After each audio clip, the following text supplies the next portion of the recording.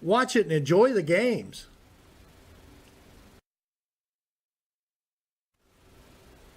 Welcome, I'm Perry Williams. This is HCTV Sports Game Day. You'll see 4 exciting games on one screen. You'll see top, bottom, right, left, all the games, 4 big games live on HCTV Game Day. You can watch all this on IHSAA TV apps, Amazon Fire, Roku TV, and Apple TV.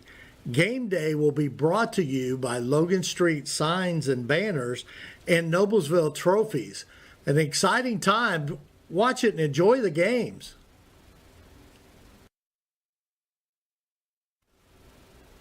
Welcome, I'm Perry Williams.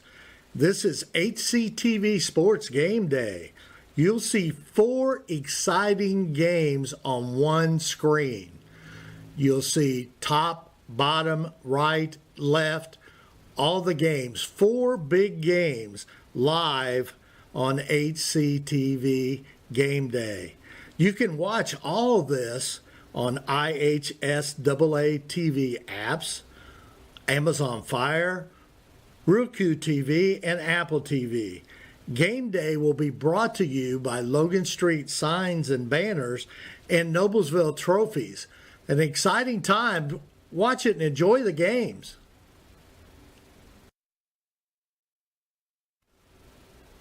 Welcome, I'm Perry Williams. This is HCTV Sports Game Day. You'll see 4 exciting games on one screen. You'll see top, bottom, right, left, all the games, 4 big games live on HCTV Game Day. You can watch all this on IHSAA TV apps, Amazon Fire, Roku TV, and Apple TV. Game Day will be brought to you by Logan Street Signs and Banners and Noblesville Trophies. An exciting time. Watch it and enjoy the games.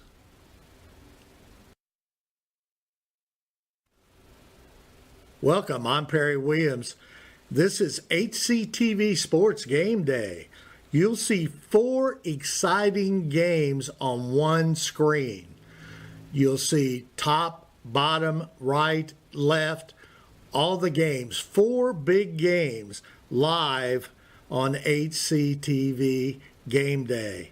You can watch all this on IHSAA TV apps, Amazon Fire, Roku TV, and Apple TV. Game Day will be brought to you by Logan Street Signs and Banners and Noblesville Trophies. An exciting time. Watch it and enjoy the games.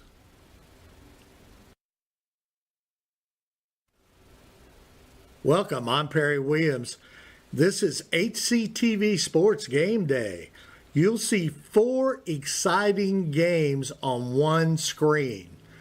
You'll see top, bottom, right, left, all the games, 4 big games live on HCTV Game Day.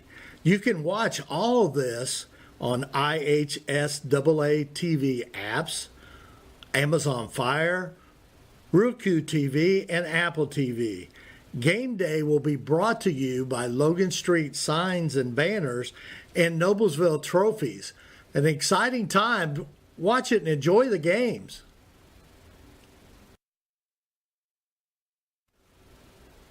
Welcome, I'm Perry Williams. This is HCTV Sports Game Day. You'll see 4 exciting games on one screen.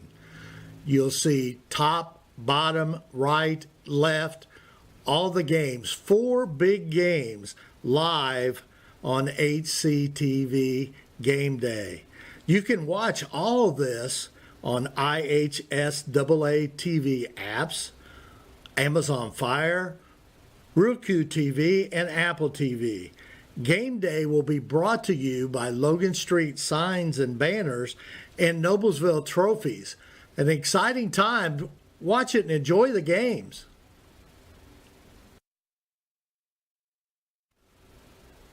Welcome, I'm Perry Williams. This is HCTV Sports Game Day. You'll see 4 exciting games on one screen. You'll see top, bottom, right, left, all the games, 4 big games live on HCTV Game Day. You can watch all this on IHSAA TV apps, Amazon Fire, Roku TV, and Apple TV. Game Day will be brought to you by Logan Street Signs and Banners and Noblesville Trophies. An exciting time. Watch it and enjoy the games.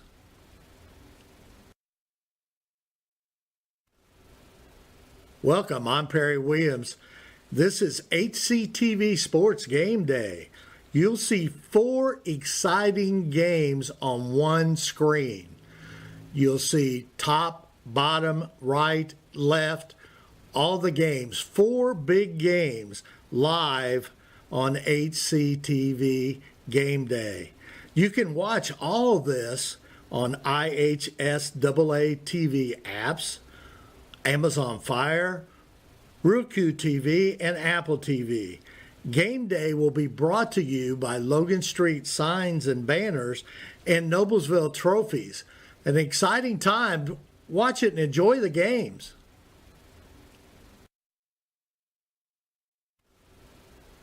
Welcome, I'm Perry Williams.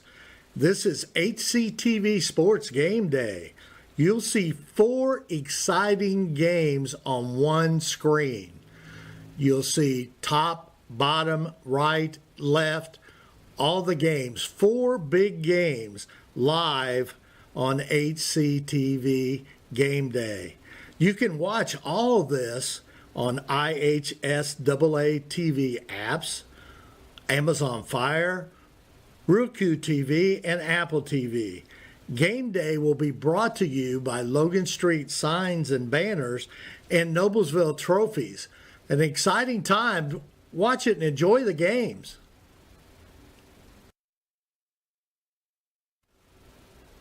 Welcome, I'm Perry Williams. This is HCTV Sports Game Day. You'll see 4 exciting games on one screen. You'll see top, bottom, right, left, all the games, 4 big games live on HCTV Game Day.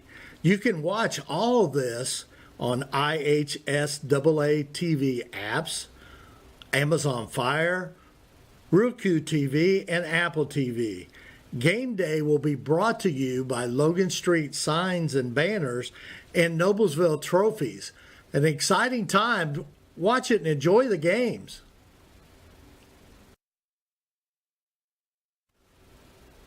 Welcome, I'm Perry Williams. This is HCTV Sports Game Day. You'll see 4 exciting games on one screen. You'll see top, bottom, right, left, all the games, 4 big games live on HCTV Game Day. You can watch all this on IHSAA TV apps, Amazon Fire, Roku TV, and Apple TV. Game Day will be brought to you by Logan Street Signs and Banners and Noblesville Trophies. An exciting time. Watch it and enjoy the games.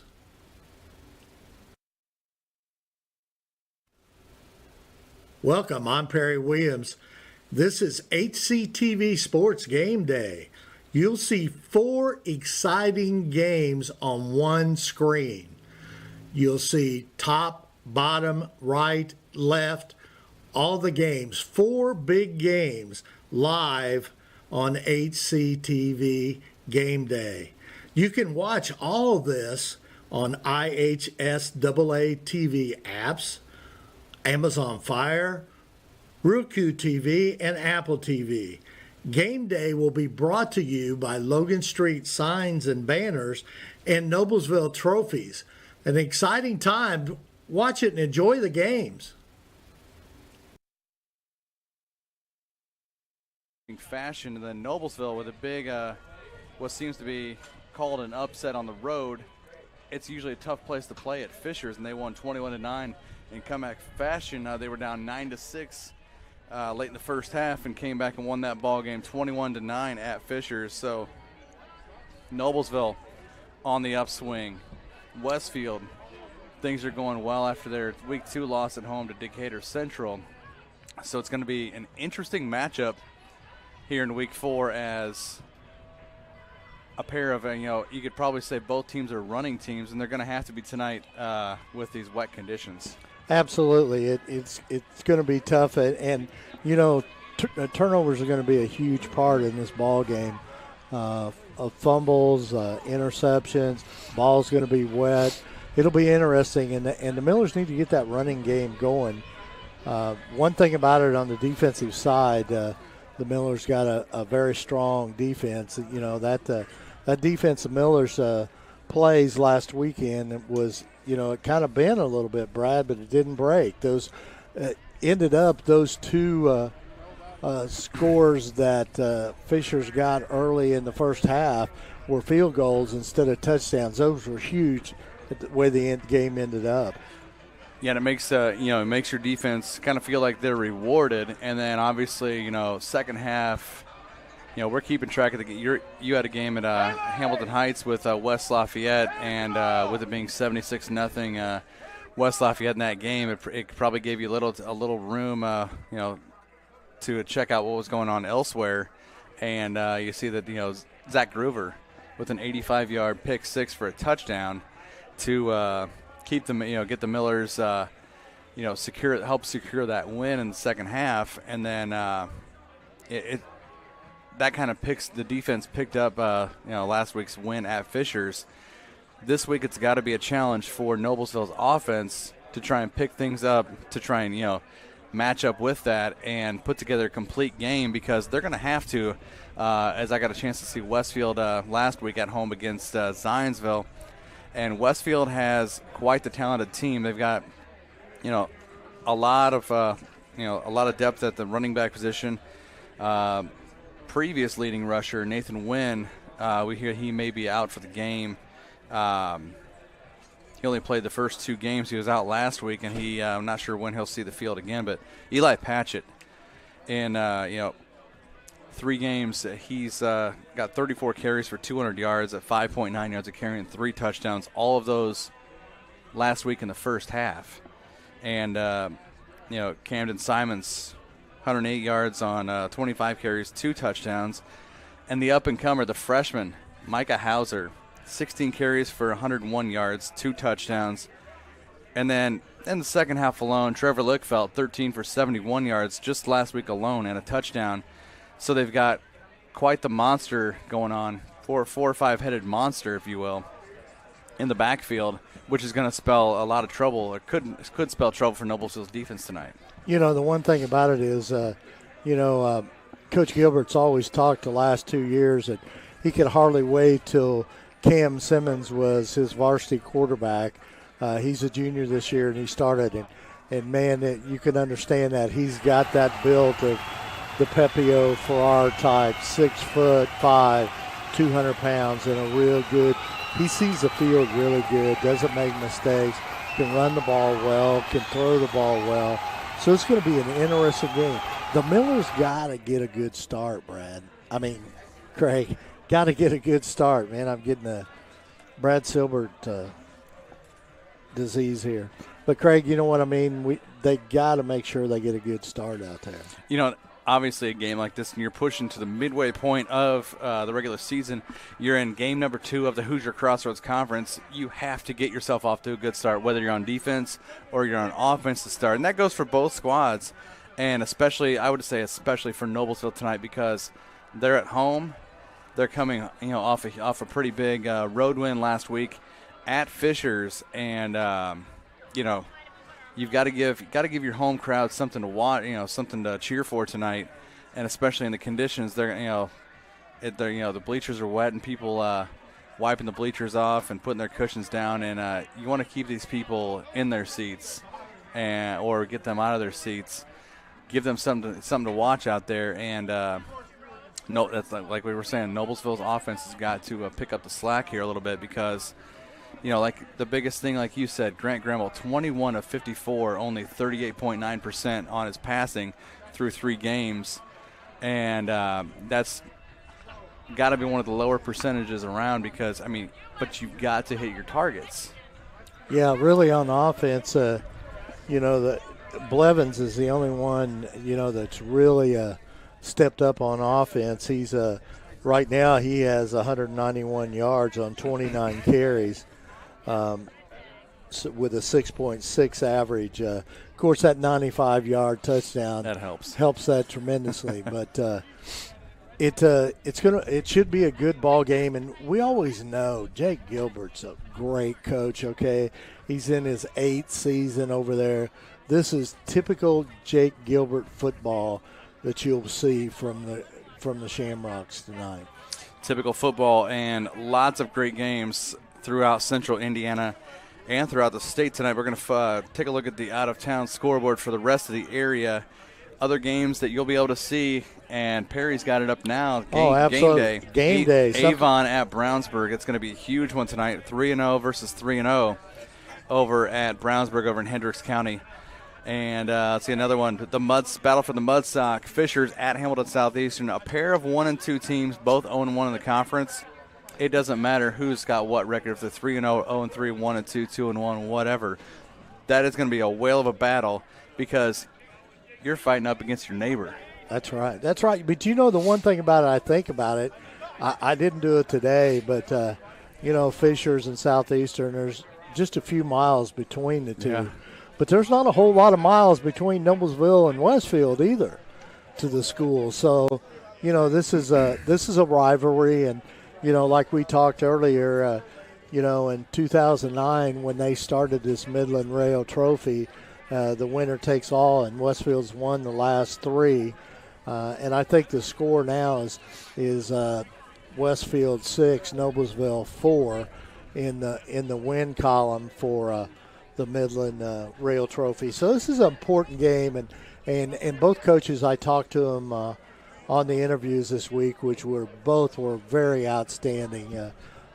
You got 2 great coaches here tonight. Yeah. And the one thing about it, and we talked about this with Coach Roden, the Millers have played Carmel, okay. They've won, Coach Ebert has won a state championship. Coach Wimmers won a state championship, and here tonight, again, Coach Gilbert won a state championship in 5A. Coach Roden last year in 4A with East 4A. Central. So there's a lot of great coaches in this conference. Of course, the first game, the Millers played Cathedral, and man, they've got a ton of state championships at Cathedral. Yeah, they've got a ton of state championships at Cathedral. Speaking of Cathedral, they play, and it's kind of unique. They'll go to play at Chittard's technically new quote home. It's always been Chittard's home, but it was their practice field, and it's kind of cool that they actually have a home field now. 61 years? Is that what 61 years? You see for numerous. Of the week. In the state of Indiana, there's none better than tonight in 6A football, where the second-ranked and undefeated Avon Orioles travel to the third-ranked team in 6A football and also undefeated Brownsburg, the Bulldogs. Tonight, it's 3-0 versus 3-0, Avon and Brownsburg on our Champions Network right here on IHSAATV.org. Hi, everyone, and welcome to a rainy, and let me emphasize the word rainy, Brownsburg High School. The Bulldogs tonight hosting the Orioles in a huge matchup. My name is Rob Blackman. The next voice you're about to hear is that of Jan Bocher. And what a matchup we got for him tonight, Jan. 2 teams ranked in the top 3 going head-to-head in 6A football. And I tried to look at that point this week. As long as the Hoosier Crossroads Conference has been in existence, I'm not sure this has ever happened where there has been a 2 and a 3 in the same year playing each other in the Hoosier Crossroads So this is not only a big conference game like you talked about, crosstown rivals, it's got every storyline you can imagine. Makes it easier for the broadcasters, let me tell you that. 6 miles separate the towns of Brownsburg and Avon. If you travel Highway 267, you're 6 miles away from one town to the other. That's what makes this such a special game. It truly is a backyard brawl. Tough to win on the road. The last 6 years, the home team has won in this rivalry.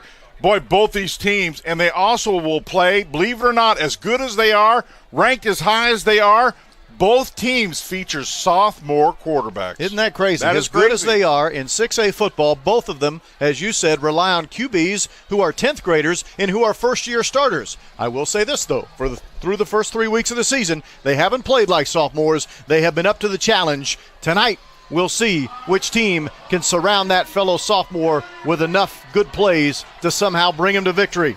We're ready to roll. Brownsburg is in the dark uniforms tonight. Avon in the traveling white. Kicking it off for the Bulldogs is Clay Chase. He's their kickoff man. Awaiting deep, Jalen Peterson, a 5'10 senior who wears number 11 for the Avon Orioles. Avon's ranked second in the state in 6A. Brownsburg is ranked third, and this top 5 tilt is underway as this ball will be fielded right at the 1-yard line, and it is in play. Fielded there by the young man wearing number 11, Peterson, I was just talking about.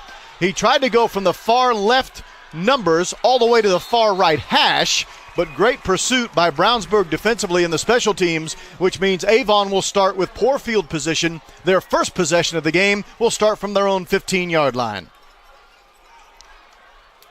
Now, we mentioned the sophomore quarterback for Avon. His name is Henry Hessen. He wears number 10, appropriate enough for a 10th grader, but he's got a veteran offensive line in front of him. That's made a big difference for them this year. We'll talk more about that line as this game moves along. Hessen lines up in the shotgun as we prepare for our first play from scrimmage. And it's a handoff to one of the very best running backs in the state. That is Samson James, and he cannot run away from the tackle of the linebacker, number 33, Jacob Burkoffer. And you're going to be calling his name a lot tonight. He's outstanding. Really gets to the ball, sees it quickly here, and look at his execution. Right to the ball carrier. Excellent defense early. -1 on the opening play from scrimmage from Avon. Samson James is an Ohio State recruit. He's a senior, 6'1", 210 pounds, and he's one of the guys that'll be in the conversation at the end of the season for Indiana Mr. Football. 2nd and 11. And Hessen wants to throw. He has no one open downfield. He will just simply run out of bounds after a gain of 2 yards. So it's going to be 3rd and 8. So let's talk about this offensive line for Avon. They returned all 5 starters from a year ago. That's a pretty veteran group to put in front of a 10th grade quarterback. Well, normally when you look at a ball club, the very first thing you typically look at is quarterback. Do I have a returning quarterback? Next thing you look at, do I have a returning line? And you called it. And this is a huge front line for Avon. They just not with experience. They are big. They are strong. They depend upon this front line to really get the running game and pass protection game going. 2 of them are Division I recruits. 3rd and 8 for Hessen. He's caught behind the line of scrimmage, and he will be sacked. A takedown defensively for Brownsburg, and number 95, the young man they call the Diesel, Dane Middlebrook. Well, once again, Brownsburg says enough talking about this offensive line. What about our defensive line? Edmonds, number 79, Cody Edmonds as well on that sack for Brownsburg. They're really being aggressive here early, Rob. They have only had 2 sacks all season before that takedown by Middlebrook. It forces a 3 and out. Avon has to punt. This is a low liner fielded at about the 45-yard line. Going no further is the kick return man for Brownsburg. That is Ethan Harless, a 6. Wrapped up and brought down. Gain of 2 maybe. You know, he kind of had that little hop there when he got that ball like he, was going to take off. Brings up 2nd down and 8. Nothing. 9 minutes gone, or 9 minutes not gone. We have 9 minutes to go here in the first quarter. Already a turnover.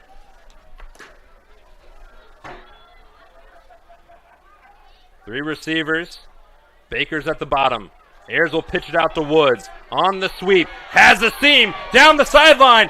Plows over one defender. That was Daniel Spriggs who got planted into the sideline. But it's close to a first down, I believe. He might have got it. And he did get that first down. Yeah, Spriggs is probably, finding out what was that, that just hit me. And Spriggs is a senior, 6 foot 155. And Tyshawn Woods, he's 5'8", 175. Armand Hillman's wide to the top. Baker's at the bottom. There's Middlebrook right through the middle. Still going, twirling forward and down at about the 24-yard line. A great run from Tavon Middlebrook. Middlebrook got that ball and just, found that little seam. Looks like we got a penalty maybe on the play. So let's see. It may negate that run by Middlebrook. And it would negate the tackle by Keone Johnson most likely. Oh, no, it won't. Face mask on the play. Mask. They're going to get some extra yards. So if you're Coach Weller, you can't be pleased with this right now. I think not. Brings up first. And we'll check. Almost a first and goal, but it will be. He's one of those ball carriers where you need to gang tackle or he'll get those 2 or 3 extra yards off his effort. Over 1,000 yards rushing last year as a sophomore. Easters wants the throw, back of the end zone, and overthrows the intended receiver, Bryce Kurtz. That'll make it 2nd and 10. Well, Avon runs what they call a 3-3, but they'll have a lot of linebackers working. There you see the front 3 for Avon in your shot there, and then 3 linebackers, and then you'll see the 5 exterior linebackers, and they'll run a lot of stunts off those exterior linebackers. It mimics a little bit of a 5-3. 2nd down. Again, Donovan Marcus, the ball carrier. Pushes that ball inside of the 25-yard line down to the 24. Marcus, 5'11", 180 pounds, 448 rushing yards, 2 touchdowns coming into tonight. But again, last year as a sophomore, ran for over 1,000 and also had 6 rushing touchdowns.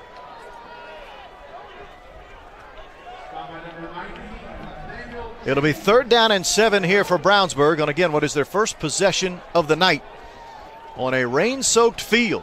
Luckily, though, artificial surface. Yeah. And these fields drain incredibly well, too. Kurtz is the motion man. See if Easters is going to look his way. He is looking that way. Kurtz coming off of the out cut. Even if he had caught that ball, he would have been short of the first down marker. It's incomplete regardless, and now it'll be 4th and 7. Avon comes with a little bit of a stunt here, and the reason he wasn't able to get a clean pass away is because he had pressure all over him. There you see the linebackers come on a blitz, and it was just more bodies coming than there were blockers, and the pressure got to him. Play clock is at 15 seconds as Brownsburg is sending the play in from the sideline. A huge 4th down early in this game, 4th and 7. Empty backfield. Here comes the blitz. Easters is in trouble, and he will go down. Quarterback sack. Ringing up for Trey Howe, one of the team captains, the senior for the Orioles. Boy, Howe got back there in a hurry. Didn't look on the rebound. Harris should have gotten tackled for a loss, but he did a nice job juking out the Fishers defensive players, and Harris, nice job trying to get through. And was able to clear himself some space inside with that fantastic offensive line in front of him. Obvious passing down here, 3rd and 8. Boyan in motion. He goes in front of Sparks. Transitions to the left side. Tigers now in that cover 2. This is an interesting matchup as he's got 15 seconds. Sparks is going to take his sweet old time.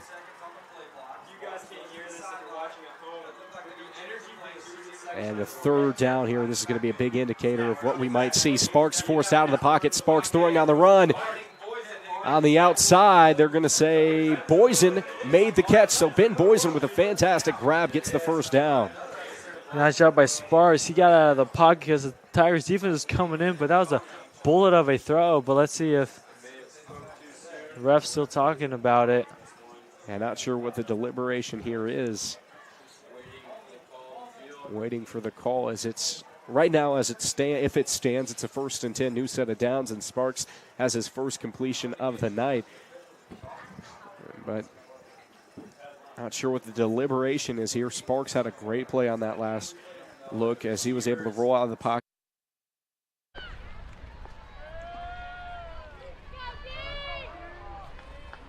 Sixth play of the drive. 3 rushing, 2 passing so far. Simons fakes the handoff, and he'll keep it himself. He's nailed in the backfield. Looked like number 49 for Noblesville, Zach Kennell. Zach Kennell with the sack. And that'll be a 2-yard loss on the play for Simons. Bringing up a big 3rd down and 11 for Westfield at their own 44-yard line.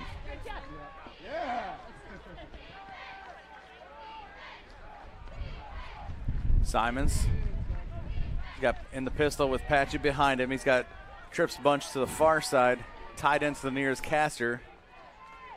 The snap, back in the pocket, looking, finding time, and he finds Caster. Caster, a good-sized tight end. He'll have the 1st down and a little bit more. Down to about the 44-yard line. Got a player down for the Rocks here. Yeah, looks like an offensive lineman, Yeah. 63, just in case. Big 278-pound junior guard.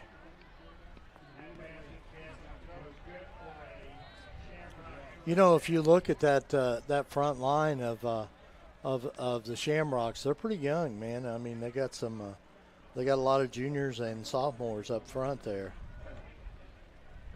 In fact, there's not Drew Johnson, the right tackle, is a senior. That'll be a big thing in 2019 for Coach Gilbert when they can bring back 4 out of 5 linemen. Yeah, that's always huge when you have a good line. A good line solves a lot of problems. You know, the one thing about it here, Craig,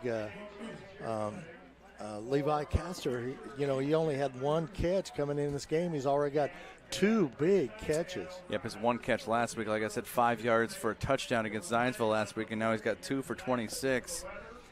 And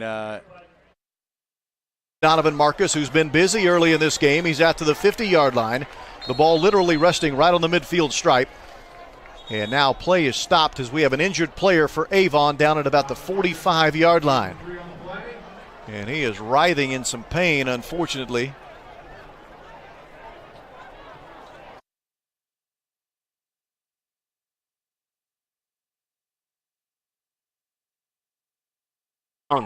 By Luke Deering, the senior. One of the rare cornerbacks in any sport to wear a number in the 80s. Luke Deering's a senior at 6'1", 165. 1st and 10 at the 32. Make that the 30. About 4 minutes to go here in the first quarter. We've seen 2 turnovers, 1 apiece. Hope and Tyler are the running backs again. They've so far been rather successful. Reel is the quarterback. Going to hand it off. It's Tyler up the middle, and he gets it across the 25-yard line. Cecina looks like they're playing, with the cover 2 with the receiver McCormick Messer and how do you pronounce that? Reben? Reben, yeah. As the strong safety.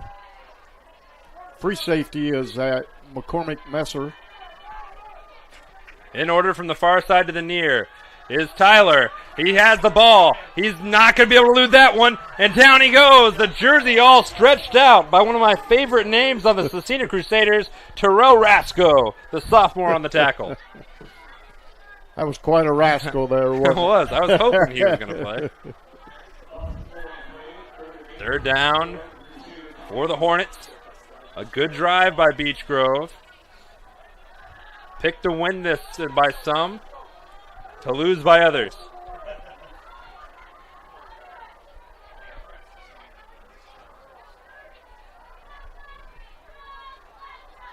On 3rd down. Reel's going to keep it. Reel's going to have it. Reel's to the 10. Reel's in the end zone. Touchdown, Beech Grove.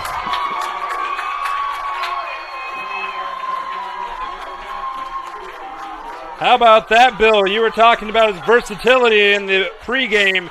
and he just showed it right there. Jordan Real. He is unreal. Was on that play. Now what you're about to see, Beech Grove is rather, they're intriguing with their. Again, they give it to Marcus. He found a crease, and he has running room, just enough for a first down.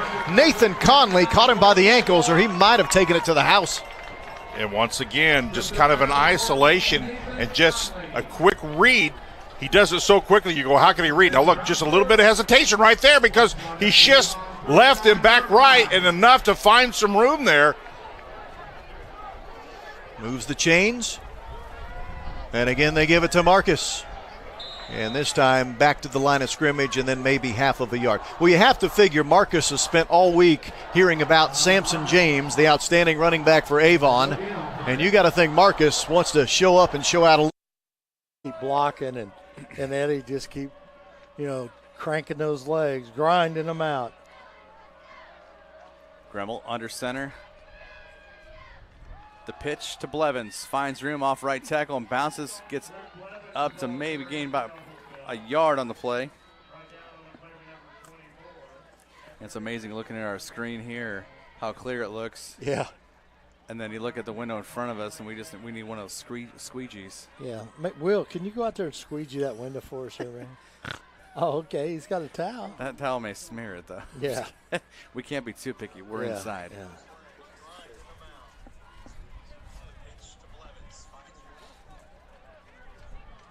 Noblesville breaking the huddle. We're just under the midway point. First quarter. Craig Atkins with Perry Williams. Glad you've joined us tonight.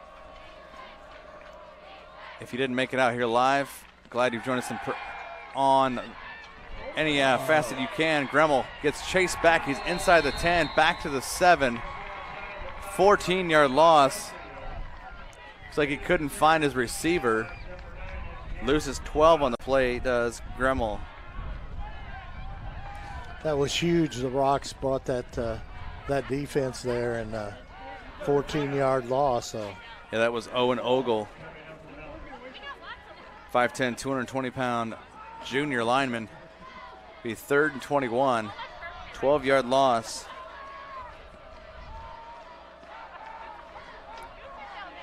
Now he's going to be on his heels. Gremmel. A little draw there. Might get up to the pile. Pushes across the 10. Oh, my Still goodness. going up to the 14, 15, and he may get marked. He's going to get marked to the 16 for a 7-yard pickup. And finally, Luke Blevins gets to come out of that pile. Just keeps driving those legs, man. Kept driving the legs, and so it's going to be 4th down and 14. He picked up 7 on the play. Which is good for Jack Knight because he won't be kicking from the end zone now. So 3 and out, and Noblesville's going to have to punt here. Yeah, it gives Jack Knight a little more room, but there's still going to be a rush on. This one kind of a low lining, almost knuckleball, and the ball is going to roll. And we're going to see number 70, Andy Cleverly, the long snapper, and they usually have. Hey, Middlebrook trying to set the tone here for Cecina, or get the momentum going in Cecina's favor now. Middlebrook checks out. Cormac Messer's in, as is Woods.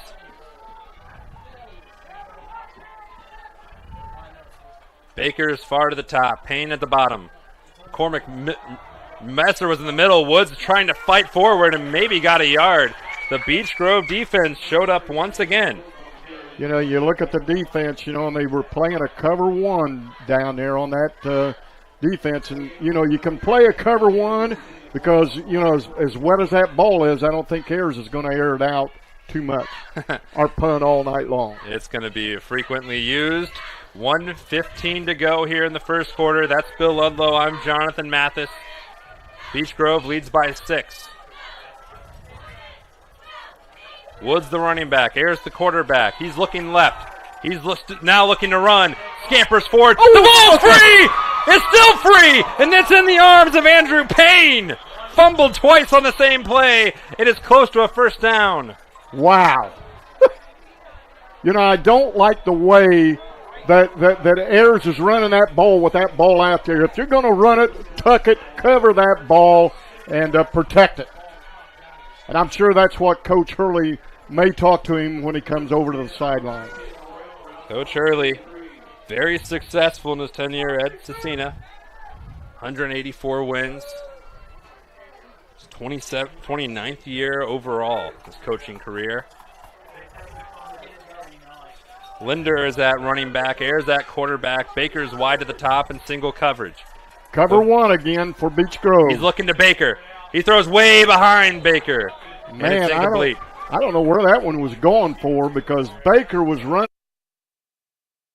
A nice job getting through the O-line, but Jeffrey Brown almost stripped that away right there from Stevens. But Stevens did a nice job securing the ball and not fumbling it. So 3rd and 10, 45 seconds left to play in this first quarter as the Tiger defensive line running around there all the way up until the snap. Stevens met at the line. That's Cam Field in there first. Miles able to bring him down after.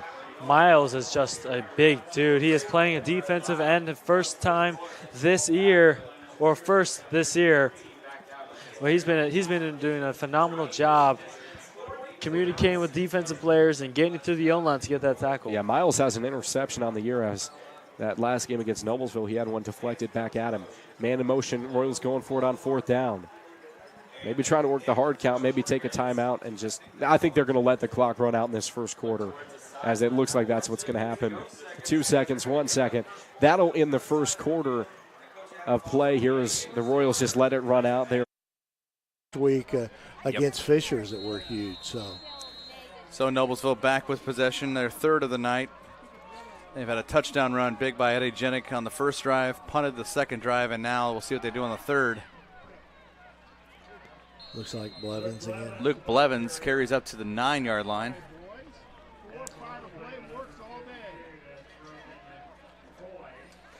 Picks up 4, and that's 4 carries, 17 yards for Luke Blevins.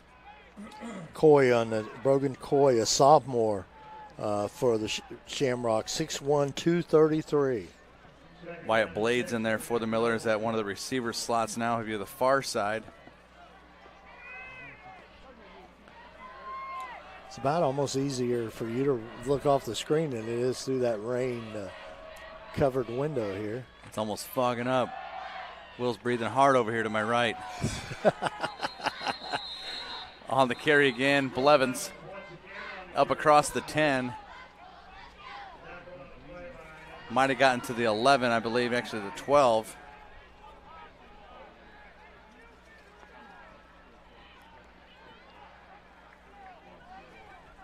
Picked up 3. And it's a big 3rd down for Noblesville at their own 12. 3rd and 3 as they're trying to get something going here on this drive. 1:29 left here, first quarter. Gremmel back to pass goes and finds Wyatt Blades up to the 18-yard line. 6 yards and a first down. Here's a replay on that, Craig. Just a simple out pattern. Yeah. That's all that actually. Nothing real fancy there.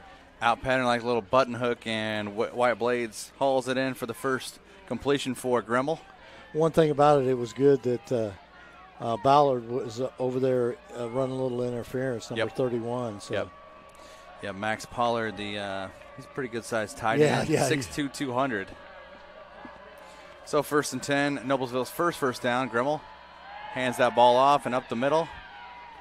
Yeah, there might have gotten a yard. And a host of Shamrocks in there to make the stop. On those short runs for those touchdowns, but Tigers did a nice job stopping Harris from scoring. And it looks like they're going to stay in that Wildcat formation. Harris in the backfield. He's got boys in motion. Harris diving forward. Matt Harris breaks it open scoring-wise for the Royals, and we have our first Mudsock touchdown of the year. Good job by the O-line, making a huge hole for Harris to run through. That motion, while that sweep can trick the Tigers defense, but The Royals did a nice job right there. So touchdown Royals, 6-2 the score as Heaven Street comes on to finish this one off, get the exclamation point as that little wildcat was a good way to punch in the incredible play from Ben Boysen. It absolutely one of the best catches I think I've seen at the high school level. Good snap there, Heaven Street. And that is right through the uprights, 7-2 the score, as it feels more like a basketball score than anything else right now. But the Royals able to convert on a missed punt opportunity. We'll take another look at that incredible reception because you really can't see this too many times. You see Sparks sees him early, great coverage, but Boysen just catches that using the defender as a guard. I mean, that's just unbelievable. Holds the ball up in celebration because he's absolutely deserved.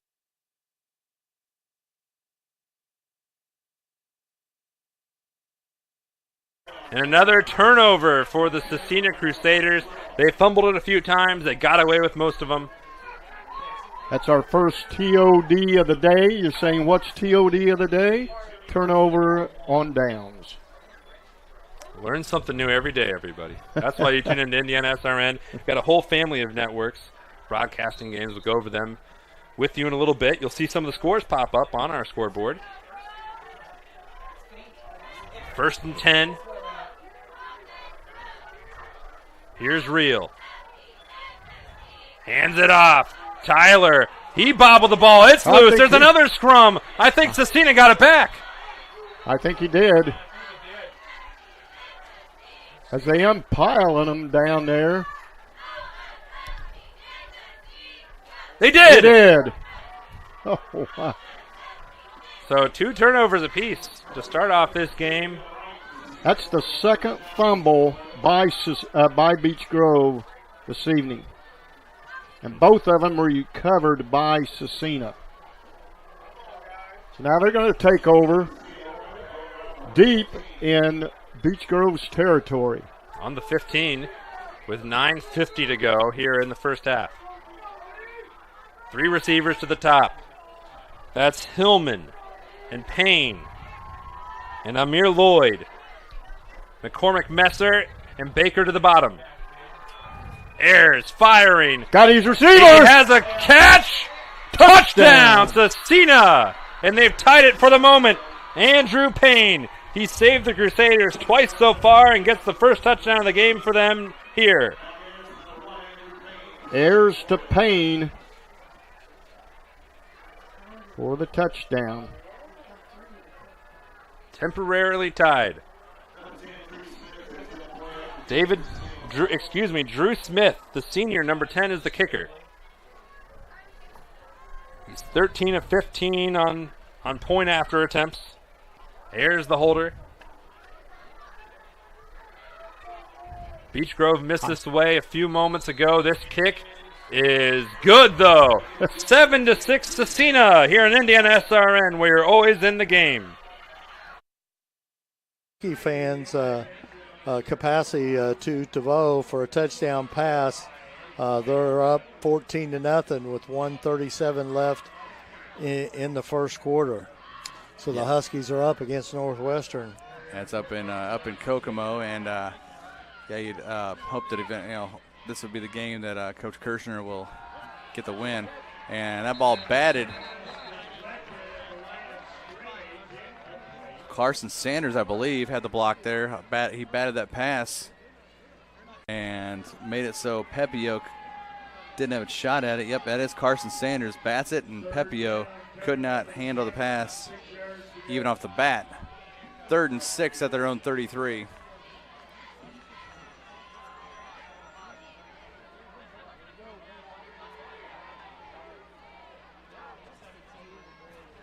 Changes the play. He's got 10 seconds left on the play clock. Yeah. Pepio and Beam to the near. We'll have to hurry. They're going to call Westwood's timeout. going to call a timeout. They're first.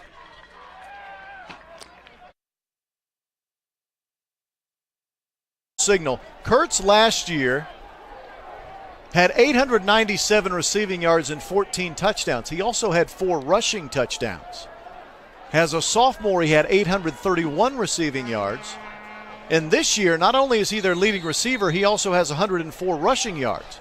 So he's a little bit of a Mr. Do-Everything as Kurtz. They put him in at quarterback. They snap it directly to him, but it's all for naught because of the holding penalty. Yeah, and really the first period was pretty penalty-free, and that one really stings against Brownsburg. 1st and 24 now. Here's Kurtz in motion.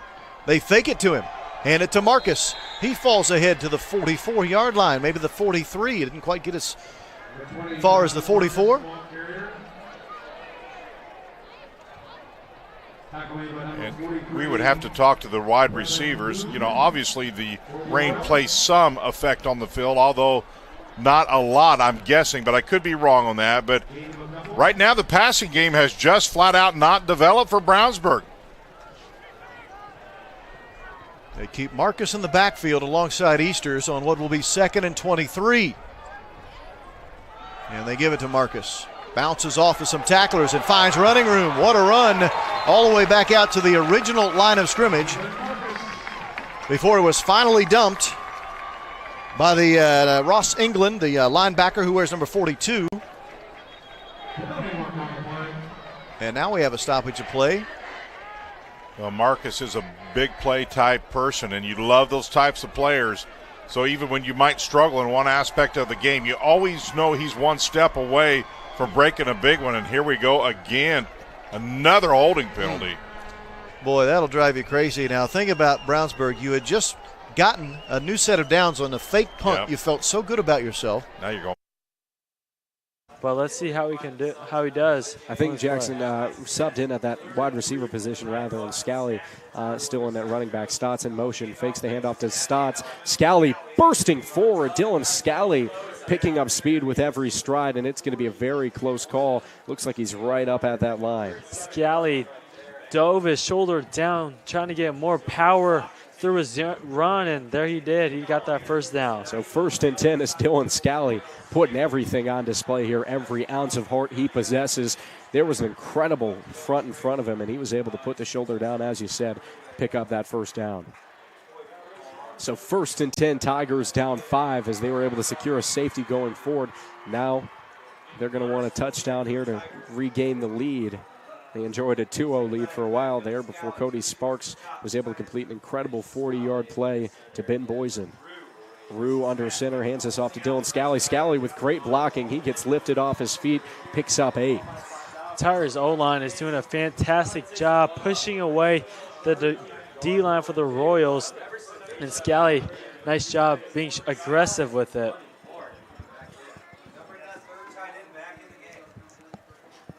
It's now his 2nd and 3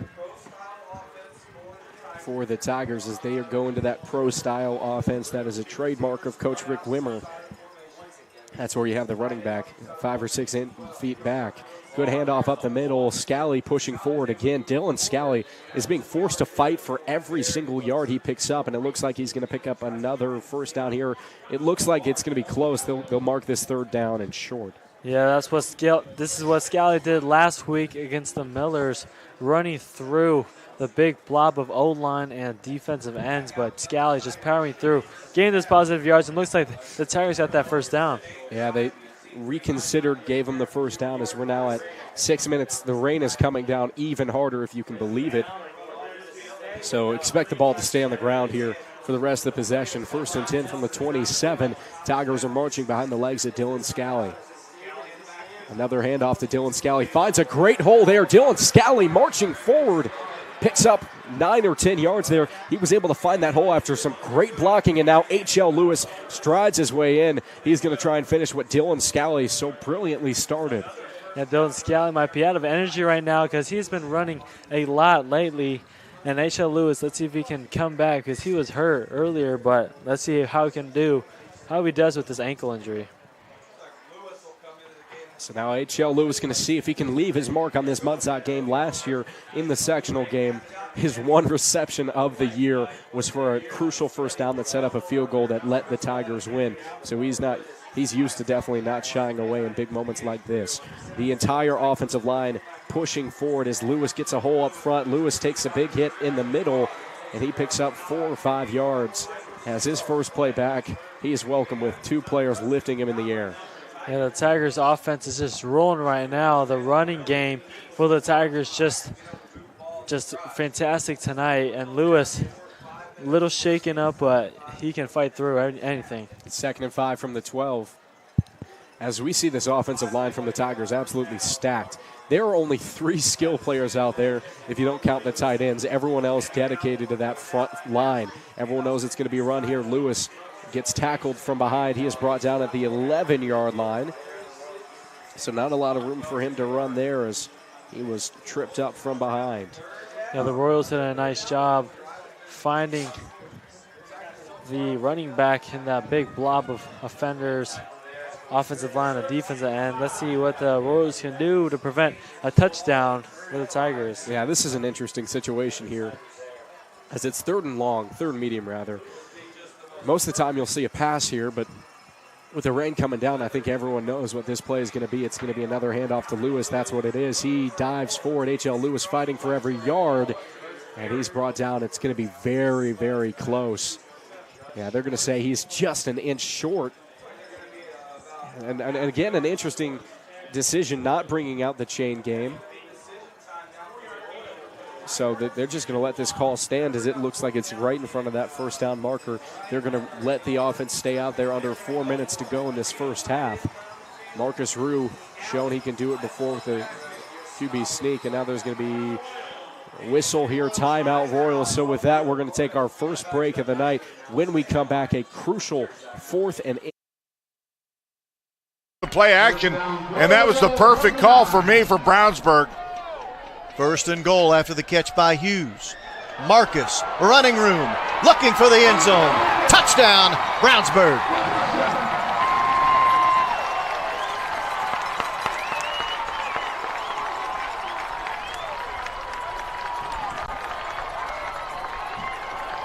Well, you've got to get a hold of this guy. You are not going to bring him down. He is so shifty.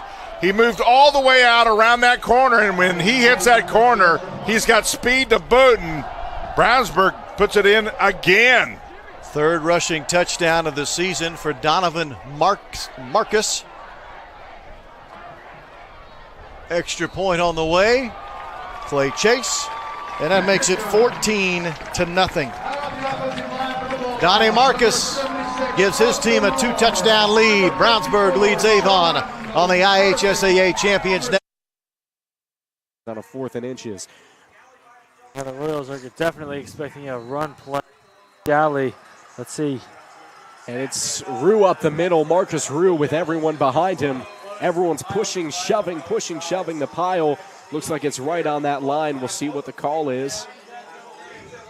If Rue got in front of it, he fell forward. It looks like it's going to be enough for a first down, but the Royals, everyone's pointing for a turnover. And that's what it is.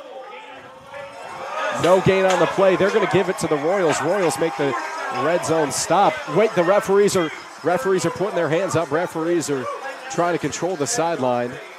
But yeah, they're going to say that's a turnover on downs. The Royals did a nice job on that goal line stop. The first line stop. The Royals stood their ground right there.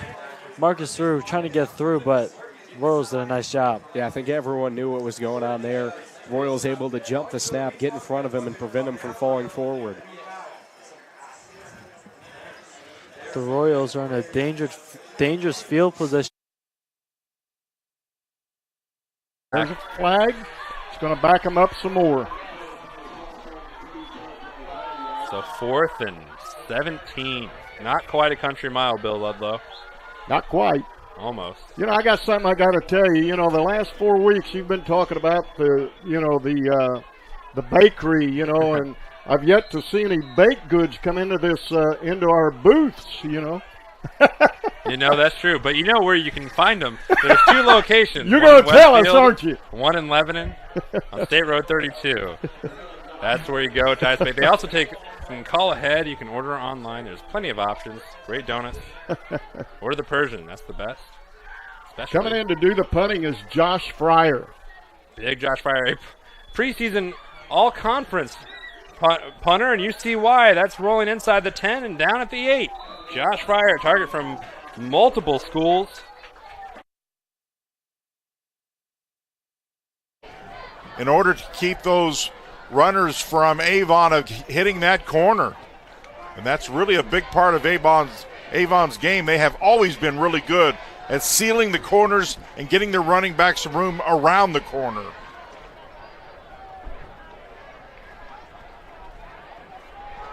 Hessen again hands to Samson James, and he again has enough running room for a first down. He's out to the 45-yard line, and that will move the chains here for the Orioles. Yeah, if we're going to see a pass, I bet it's going to be a button hook or another short route like that. It's now under center in that concave blocking scheme. Everyone protecting Rue here as he's handoff misdirection to Scally. Scally has a very small window. He bursts forth for maybe 3 or 4 yards. Yeah, the Tigers did a nice job faking out some of the Royals players. Marcus going to the other side, then to the other side to hand it off to Scally to get some good yardage. Well-run misdirection, picks up a few yards, and this is going to be, I think, a 3rd and 4, 3rd and 5 from the 11. So the rain not lessening. We're in the very same position it feels like we were just in. Marcus Rue under center. He's got Stotts to his left. Maybe watch a fade route. That little lob over the back shoulder. Dunnick in motion. And a handoff to Dylan Scally. Scally has blockers. Scally all the way inside. He's within the 5. He's up to the 3-yard line. The O-line did a fantastic job opening that hole for run through. The Tigers' running offense is just off the charts right now.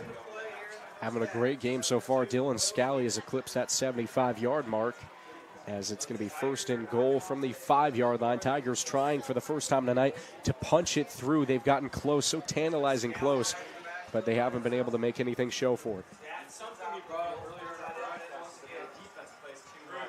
Rue under center. Scally gets hit in the backfield but stays on his feet. He gets 2 yards there. Should have been a loss. Now the Royals defense got through on both sides in the end. But Scally, so quick, he ran through right past them right before they got that hit. So 2nd and goal from the 4-yard line. As now Fisher's regrouping. This is where you got to make those tough decisions. Do you try for a pass? Do you try and find the sticky-handed receiver Colin Stotts in the back of the end zone? I mean, he'll catch anything you throw towards him. Or do you try to keep it safe, ground it out, and try and go with Scally here? It looks like they're going to stay on the ground as Dylan Scally gets some room. He jukes forward, picks up 2 yards, and it looks like there's going to be a goal line play here as he gets all the way down to the 1-yard line. Yeah, this HSC's goal line stand is just unbelievable. The last possession, HSC stood up the Tigers' running offense, but same right now, they're just stopping the Tigers. Tigers switch out an offensive lineman for Mason McCartney. So now look for maybe a short route as 3rd and 2. Tigers have 3 timeouts with 40 seconds to go in this second quarter, first half of play. Rue in an empty backfield, and the Royals going to call a quick timeout. They were obviously worried by that look, weren't well equipped to face it. Yeah, they have 3 wide receivers out, and they haven't seen that in maybe 15 plays straight. Blitzing, and it's just a numbers game. There's more people coming than there are to block them. And this is a Brownsburg team that only had 2 sacks all season coming in. They have 3 quarterback sacks to their credit tonight. Kurtz catches it on the run. This guy can run. And had he not gotten tripped up and grabbed by the ankles by Nathan Conley, Kurtz might still be running. Well, there is a flag, however, thrown back at the point where Kurtz caught the football. 14 is one thing. 21 or plus is another, and Brownsburg's got an opportunity here with plenty of time on the board, great field position, and it's going to get even better if Brownsburg can find a way to get this one in the end zone. They really have things going their way. I think Brownsburg is going to make Avon re-punt. Illegal shift, Avon. But there is a flag also thrown. Penalty both ways. We're going to replay the down. Yeah, okay, gotcha. Because a flag also thrown where Kurtz had fielded the punt. So let's do it all over again. Do-over. See if he'll kick it to Kurtz again. Yes, he will, although this is a beauty of a punt. Oh, my. He got this one, didn't he? Well done by Stemler. Bounces that one all the way into the end zone. That punt's a game changer because what could have been, should have been, was great field position for Brownsburg. Now they're going to have to start from the 20 with 4:02. Certainly doable, but not near what they had prior to the penalty. Now a chance for us to see Brownsburg in their 4-minute offense with their sophomore Easters, who's a transfer from Noblesville, now playing here in Brownsburg. Bulldogs have been pretty even all season. 256 rushing yards a game, 200 passing yards a game. Tonight they've relied heavily on Mark. To the outside, bringing the tackles and stretching for that diving 2-point conversion right there. That was unbelievable. What a swing. Talk about momentum shifter. Now the Tigers have a field goal lead on the Royals. Colin Stotts showing off the running ability. He looked a little bit shocked, as you said.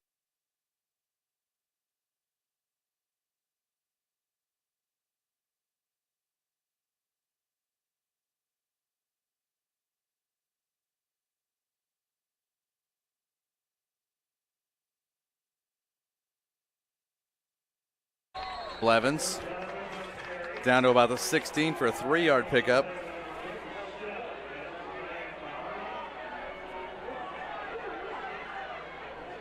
Clock rolling, 6:07 left, first half. Blevins coming out, Zinnick's coming in.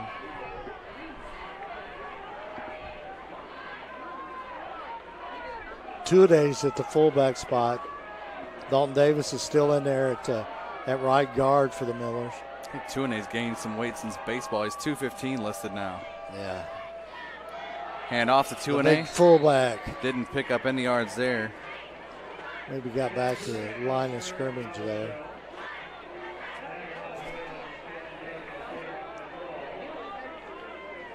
.528 left to go here in the second quarter.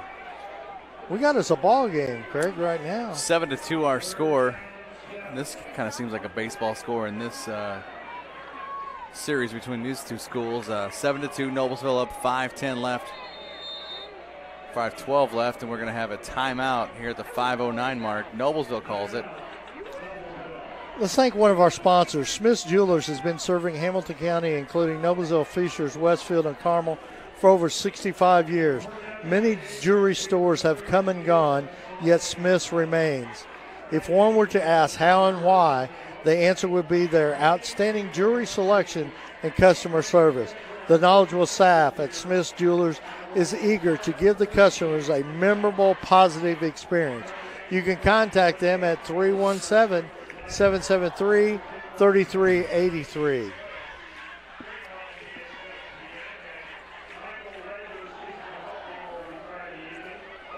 So back out of the timeout, Noblesville ready on offense. Going to be a 3rd down and 7 at the 16 of Westfield. And obviously this is in field goal range of Jack Knight, but you don't know on a night like this how the ball would be to kick off this wet turf. Absolutely, and Fishers Tigers has scored, and so with 32 seconds left to go in the half, Fishers 10, Southeastern 7. Fishers must have gotten a 2-point conversion. Timeout called. Westfield.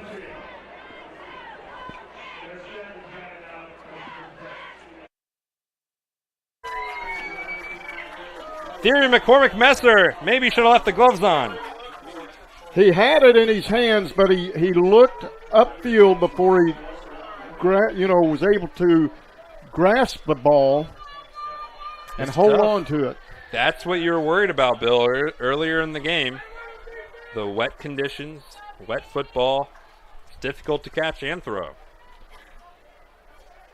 Cecina got this ball at the 4:43 mark, Jonathan. So they're eating up almost all of the rest of this quarter. 47 seconds left. All spread out for Mac Ayers. Looking left, throwing over the middle, tipped and almost intercepted. Oh, man. 4th and 10. Charles Ellis, the senior, number 11, on the tip for the Hornets. And you're going for this one, right, Bill? Yeah, you've got 40 seconds to go. Might as well. So we have a timeout by Sistina. They're going to talk it over. So this lets us talk this over, Bill. We marketed this game as a battle of unbeatens. A great matchup in the state. There's a lot of great matchups in the state tonight. But we were talking about how good this one has been or will be.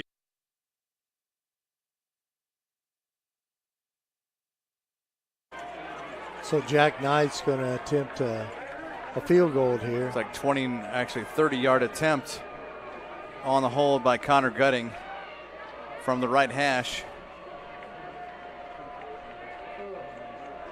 The snap, the hold, nothing doing as Jack Knight boots that ball right through the uprights, and with 4:25 left, till half, it's Noblesville 10, Westfield 2. Here's the kick again. We mentioned that there's a lot of good matchups going on around the state. We'll look to our Titus Bakery out-of-town scoreboard to get an update on some of those. One of them, Cathedral and Bishop Chatard, a huge game among the Catholic schools in Indianapolis. They're tied at 7. Brownsburg, in maybe the biggest game of the day, Brownsburg leads Avon 14-0. And the biggest play of the game so far, 4th and 10. Woods the running back. No man Here's the coverage, quarterback. deep. Firing. It's deep enough, but it's high and outside of Baker. Turnover on downs with 36 seconds to go in the half. Get the Noblesville's offense needs to push it even more, as we know Westfield's got a lot in the tank. Oh man, they got a lot of weapons. Yep, they've got a lot of weapons, and this football game is a long way from being over. Knight kicking off from his own 40, and this ball going into the end zone for a touchback.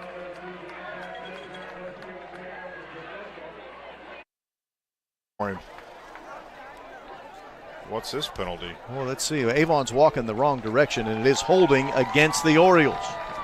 Now, that was a spot foul. It was out near the first down marker. So when they walk it back 10 yards, look, it's still going to be long. It's going to be 2nd and 11, but and the clock now rolls 35 seconds. Yeah, they may not take a lot of chance here. We'll see. They're still going to set up in the shotgun. Hessen just simply hands to Samson James, who finds the running room tough. It's been that way for him this entire first half. And that should be the final play of the first half. I think Avon just wants to get to the locker room and regather themselves. Schubert making that tackle, number 44 for Brownsburg. And at least in the first 24 minutes tonight, it's been all about the home team. The Brownsburg Bulldogs have a 14-0 lead on the team ranked 2nd in 6A football, the Avon. By a host of Noblesville defenders. It's Patchett. He might have picked up one on the forward progress before he was met by a few Miller defenders. Brings up 3rd down and 5 at the 25.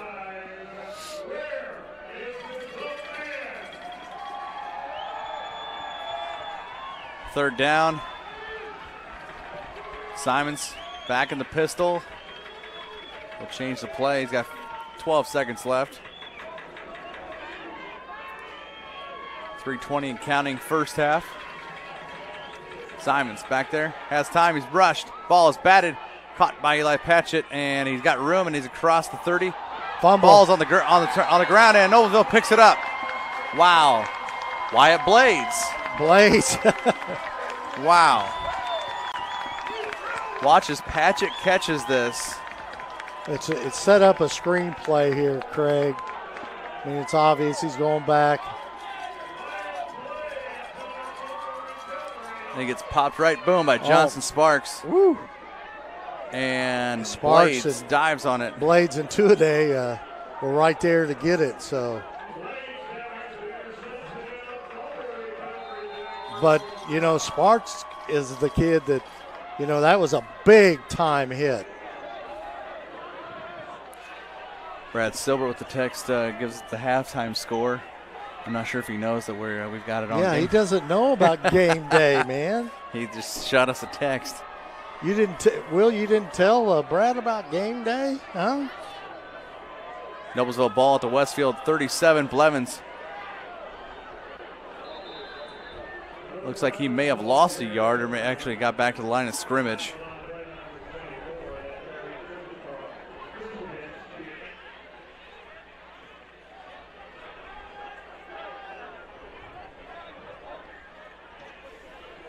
They may back him up a yard.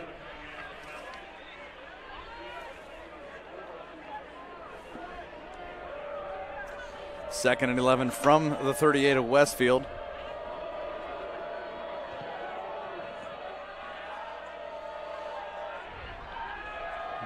Jenick. Tackle there by number 40 of Westfield, Colin Caldwell. Craig, at the half, Lawrence North 0, North Central 0. Wow. So a big game there in the mix. Looks like both teams grounded. Loss of 2 yards there by Eddie Jenick. Kind of messes up that 75-yard touchdown, doesn't it? 3rd and 13 at the Westfield 40. We're going to have a timeout. Noblesville, their second. Hey, let's thank another one of our sponsors, HCTVcalendar.com. Be sure to check out this calendar for upcoming events in Hamilton County, including local or high school events. If you have an event, add it to the calendar. It's easy, it's free. Hamilton County Community Calendar has been around since 1995. Check it out on HCTVcalendar.com.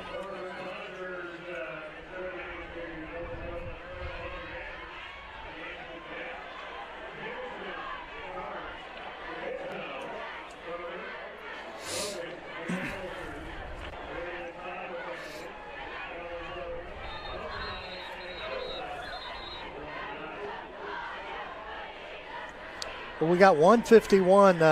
Let's go through a little bit here. We'll make sure I'm right here. We'll take a break, about a 3-minute commercials, and then Will's going to try to go to some games that we have on game day. So Gremmel back to pass, finds Blades in the flat, tries to find a little wiggle room and gets back to the line of scrimmage, actually. A tough 3 yards on that catch by Blades. So that'll bring up 4th down and 10, and all of that just to get back to the line of scrimmage. We want to thank the people at SRN Indiana for allowing us to broadcast on game day tonight. It gives us another game of 4 games tonight. Our goal is old Jim and Rick are shooting for 8 games in one night. So. 4th and 10 at the 37 of Westfield, and Grant Gremmel calls a timeout. He had 1 to burn. Yeah. Minute 4 left till halftime. You know, the one thing about this is that it's great to be able to do something like this and be able to bring you this game day coverage and everything. Yeah, and next week, Hamilton Heights gets back home and they'll host the Western Tigers. Absolutely. I think you and Jack Russell were on the call up there. And is that our only game next week? Next week, because the IHSAA TV.org is going to broadcast Hamilton Southeastern at Westfield. At Westfield. We were going to do that, but they're going to do that. And that's great. Here comes a field goal. Oh, my. Jack Knight here. It's the 54-yard attempt by Jack Knight as... Let's see what kind of leg he's got here. It's got the just short. Yeah. Lands about midway through the end zone. You know, he possibly could have made that on a clear night and a dry field. Yeah. That I'm sure that air's kind of heavy out there.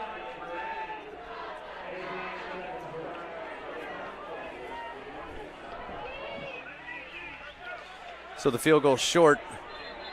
And the rules in high school that no matter where the ball was, that's on a that good play, rule too. It's almost like it's a touchback. Westfield. Yeah. So you really didn't have anything to lose there, Craig. Yep. I mean, you actually, really. instead of the ball at the 37, back 17 yards, Westfield will have it at their own 20, with pretty much a minute exactly, 59.7 left on the clock.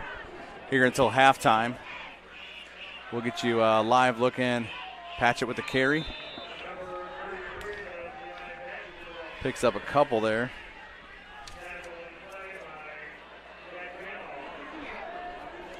Yeah, we'll get you a live look in. Yeah, actually, we'll have that 3-minute commercial, and some of these games may be back on for the second half here.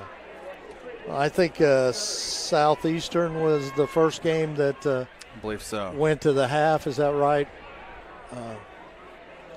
Will? It looks like Westfield in the kneel-down formation. They're not going to take any risks as they've already had 2 turnovers in the first half of play. And that will be the final play of the first half, as it was a 3-2 score in that second quarter. And our score at halftime, as this clock's going to wind down all the way to zeros. Noblesville 10, Westfield 2. Perry and I and Will and Lucas, we're all going to take a break and here at halftime, and we'll come back in just a little bit, and we'll get you some other action on some live look-ins right here on Hamilton County TV.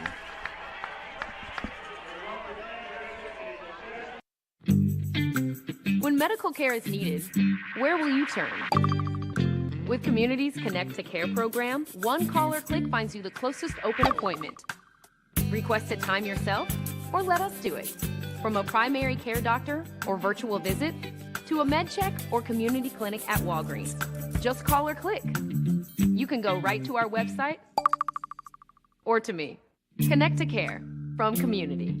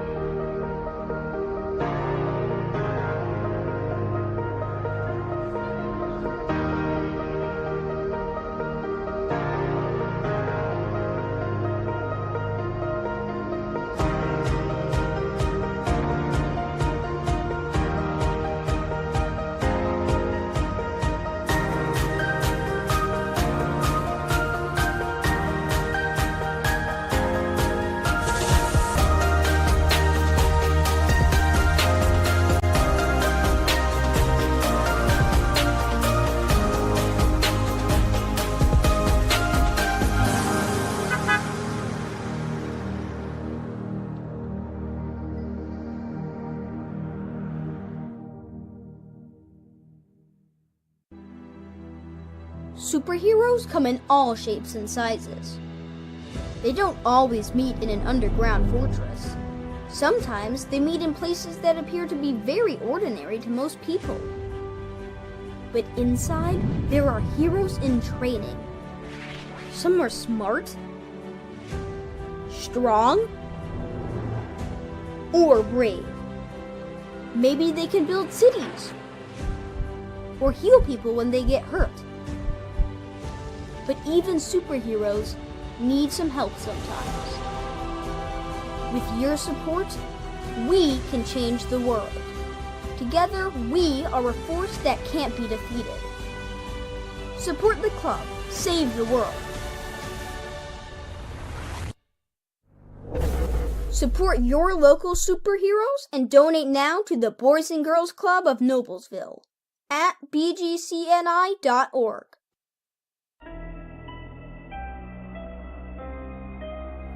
Hey Deb, why do they call us Logan Street Signs and Banners? Because we started off at Logan Street. But we're on South 10th Street.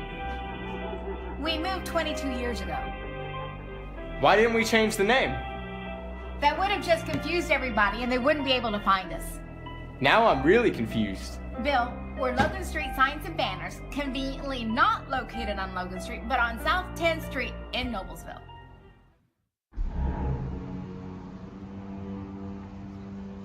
Can I help you? Yeah. I'm looking for Logan Street Signs and Banners. You found us. But this ain't Logan Street. We moved 22 years ago. You're telling me that Logan Street Signs and Banners isn't on Logan Street anymore? Exactly. So what are you saying? Logan Street Signs and Banners, conveniently not located on Logan Street, but on South 10th Street in Noblesville, Indiana. Can I help you? Yeah, I'd like to order a hamburger, fries, salt, maybe a large vanilla shake. This is a trophy shop, can't you tell? You got carry-out? Everything that you need, we have here at the shop. Very unique. You order today, carry out tonight. That's our version of carry out. All right, I'll take one of everything. Well, that may take a little longer. We'll have it for you tomorrow night. I'll be back tomorrow to pick it up. We'll be waiting for you.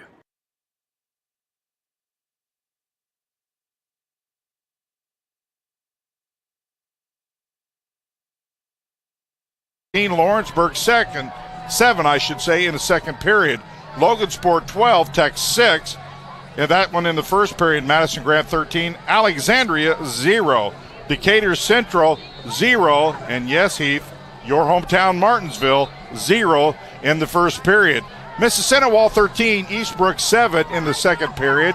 Monroe Central 13, Southern Wells 0 in the second period. It's Triton Central 28, Monrovia 0. Second period, Mooresville 28, Greenwood 0. And New Pal, Mount Vernon, a game that really a lot of people wanted to watch. Believe it or not, New Pal has only scored 7 points against Mount Vernon, but that's the good news. The bad news is it's only the first period. But right now, Mount Vernon holding their own. How about this score? Noblesville 7, Westville 2 in the second period. Lebanon 12, North Montgomery 0. It's Hamilton Heights 14, Northwestern 0 in the second period. Muncie Central 14, Richmond 0. Eastern 32, Taylor 0. Lewis Cass 8, Tipton 7. Those are all second periods of score. And finally, Warren Central 20, Lawrence Central 0. That one in the second period. That's our scoreboard show. You're watching Avon Orioles take on the Brownsburg Bulldogs from Brownsburg, and you're watching on the IHSAA Champions Network, presented by Indiana Farm Bureau Insurance. We'll be back right after this. This is old you. And this is now you.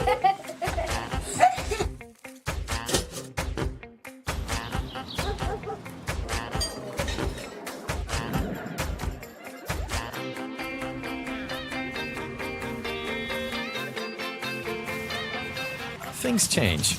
Your insurance should too. Talk to an Indiana Farm Bureau insurance agent, and now you can stop knocking on wood. Hi, I'm Matt Wolford, president of the IHSAA Foundation, and we need your help. We need your help so the youth of our community can develop advanced leadership skills. We need your help giving high school administrators and coaches the instruction and insight they need to be better role models and teachers. To learn more or to make a tax-deductible contribution, go to ihsaafoundation.org. You'll not only be contributing to the foundation of the IHSAA, you'll be contributing to the foundation of our community.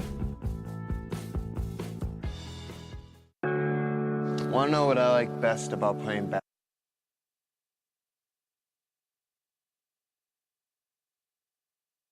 That is 6 Wildcat plays straight and all positive yardage. Fourth down for the Wildcat running Royals as Matt Harris really redeeming himself. We were just talking about not seeing him play. Now he's coming out here, taking over as quarterback. Boysen in motion. Harris once more. Harris bouncing to the outside edge. He's going to get the first down and then some.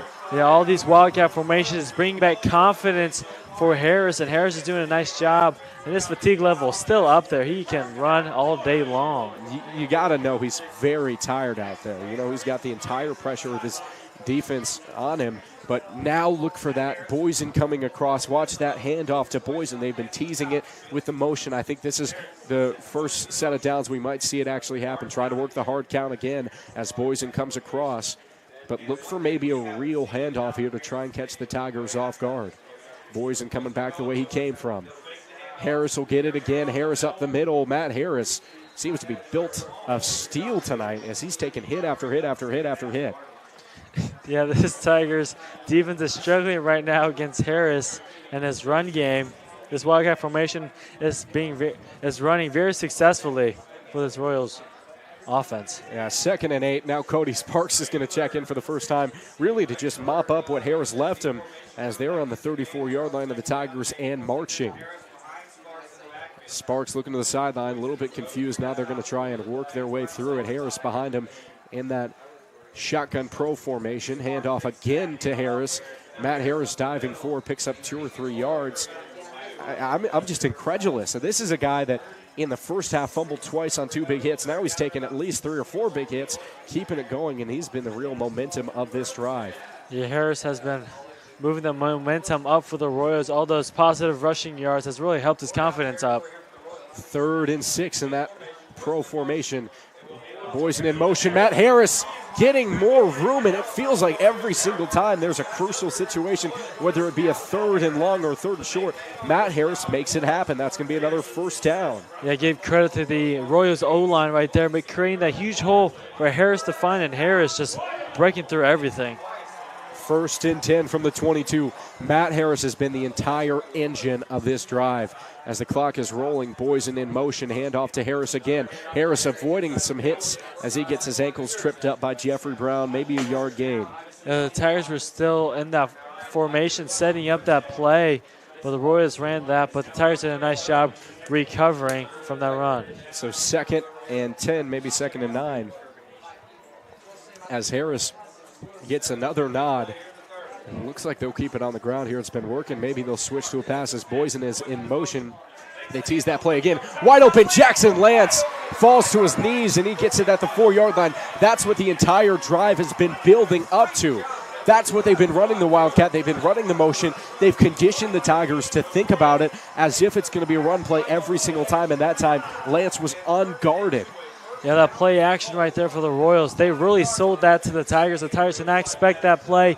Jackson Lance did a nice job just streaking out and getting that wide open catch. Sparks could have thrown it over more for that easy touchdown, but that was a good play right there for the Royals. Back in the Wildcat, Matt Harris has seen so much success. Boysen in motion. Harris keeps himself going up the middle, diving forward. He gets all the way to the 1-yard line.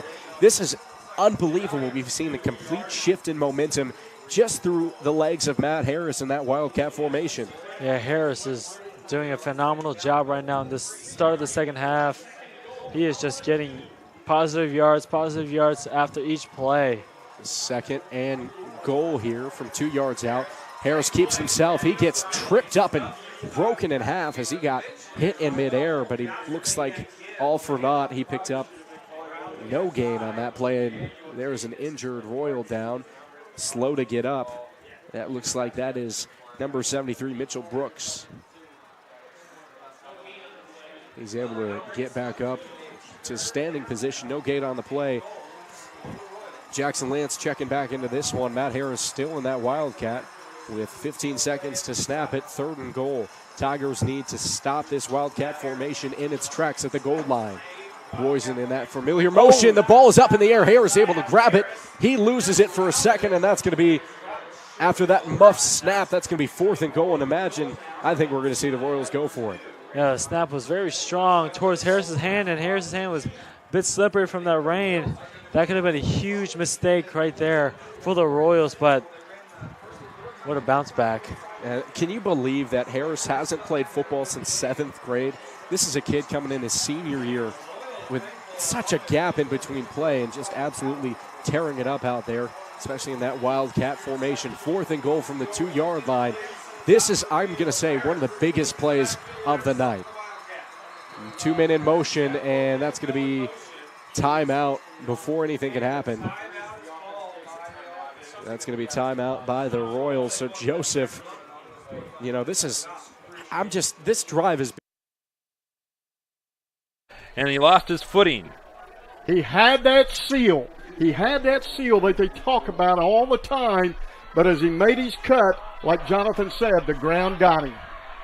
2nd down and 6. He still got 4 yards out of it.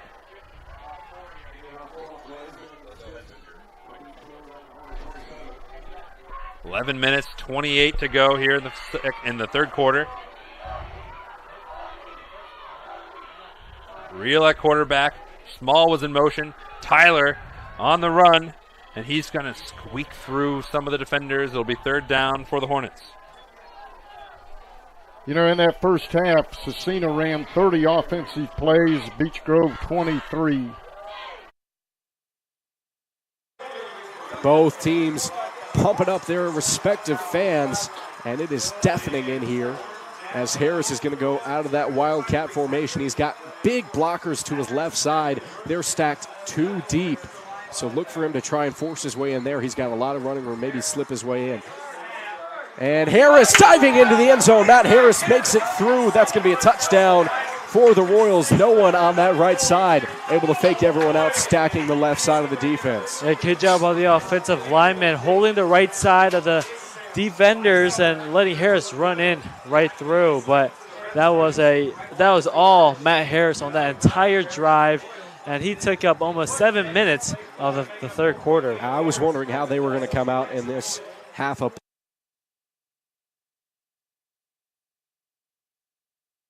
One-on-one tonight. Well, that punt was nearly blocked. Yes, it was. The snap was mishandled for a moment, but a good job of finally getting that ball punted away to Peterson. Evan Grady, the Brownsburg punter, mishandled the snap for just a second, but he was able to kick it away cleanly. Look at the pressure.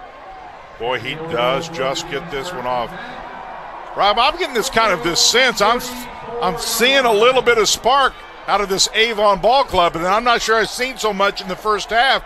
Defensively, let's see if it carries now over to the offense. I agree. They seem to be a bit more motivated here, at least in the first 2 minutes of the third quarter. Low snap, but handled. Hessen does want to throw and throws into traffic. Boy, there were 4 Brownsburg defenders waiting. There was just nothing there. And trying to get the tight end open. That is number 82, Farrell. Well, he threw that in the crowd. There was nothing there. There was zone coverage, and they had pretty well covered all the receivers on that left side. Yeah, there was holding against the Brownsburg defense during all of that. Well, now the penalty yardage is really starting to stack up here in this game. Pretty clean in the first period. Kind of came unwound a little bit in that second period. Now all of a sudden, a lot of penalties. And that is an automatic first down, by the way. So 1st and 10 for Avon. After the holding penalty against the Bulldogs defense. Hessen wants to run the throwback and does. Farrell the catch. He's got all kinds of running room. He's into Brownsburg territory down to the 37-yard line. Once again, they were looking for Tice Farrell, their 6'3" junior tight end, and this time he delivers. Love the call, and this was all set up. Screen plays are super effective when you set them up by the running play, and then you got to execute, and both things happen for Avon, and my hunch was, I think, pretty correct. They're playing with a sense of urgency right now, coming off the ball and mixing their plays up there on the march. 1st and 10. Fake it to Samson James. Throw and catch. It'll be a short gainer, but at least it's positive yardage for the Avon Orioles. As at least early in the third quarter, they appear to have abandoned the running game, and they're going to the air. That catch made by Cohen Murrell, the junior wideout. Literally just reaches back and throws the ball, so that's one of those pitch and catches where it's kind of difficult to get any pressure on you. I think you're going to see Avon do more of that. 5-yard catch by Murrell. Now, that's a quarterback keeper all the way. This is just quarterback draw. This is straight up, run it right at you. Hessen, the sophomore, carried. He did not pick up enough for the first down, however. He'll be short by 1 yard. Well, I think both teams really reaching in their playbook, finding anything that they think that might throw a little wrinkle to catch the other team off guard. Are you surprised Samson James hasn't carried it yet in the second half? I am. But I think what they may be doing is trying to get the emphasis off him for a little bit. Get everybody else going, get the linebackers trying to forget him, and as soon as they think he might be forgotten, boom, here he comes. See if they'll give it to him on 3rd and 1. They will. And he will pick up the first down. That's defended pretty well. He did get to the 25-yard line, but that was more than enough. 1st and 10, Avon. When a team is struggling to get their main running back going, you try to find some things to get the emphasis off of him. And that's exactly what I think Avon's trying. Those quick hitch routes, the screen pass, different things just to get the defense's mind off him for a second, and boom, they come right back to him. He ran for over 1,700 yards last season. Hessen to throw for Peterson. A diving catch inside of the 10-yard line. 1st and goal for Avon. What a catch by Peterson. Hold everything. There's a penalty flag thrown in the backfield. This may come back. The backfield's a never good flag usually for the offense. Was thrown right around the feet of Hessen after he delivered the pass. Unless it's roughing the. There it is again. That's 3. I don't know that I've ever seen 3 in one game. 3 roughing the passers, 2 against Avon. This is the first one against Brownsburg. I will say this, a lot of emphasis has been put on safety, and I did not see what contact may have taken place. Doesn't matter. Official now for 3 times has called the roughing the passer in this game. So from 1st and goal at the 9 to 1st and goal at the 4.5.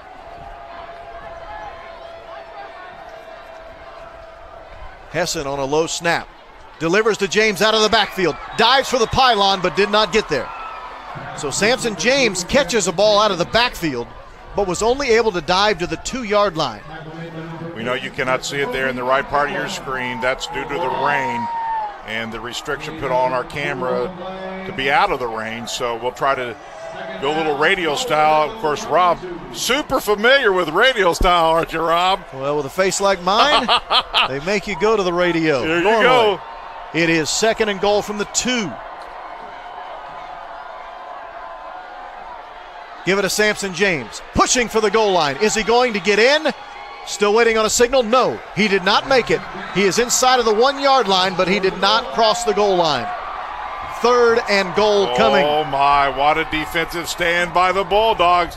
I tell you, there's nothing harder than a goal line stand to defend, and there's nothing more motivating than if you can make a stand. I will tell you from being an ex-defensive lineman, if you can stop, especially a high-powered offense like Avon, on the 1-foot line, that's just something you don't see very often. Let's see who wins this battle. And with possibly the best offensive line in the state, the Avon Orioles. 3rd and goal. Samson James hit in the backfield, still driving. Oh, I think he got it. Yes, touchdown. Yep. It was a delayed signal from the outer official, but it is a touchdown, a 1-yard touchdown run for the young man.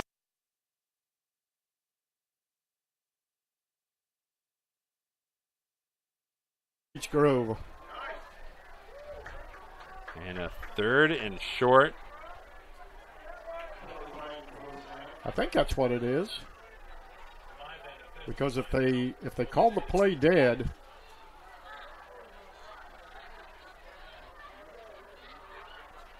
now the officials are.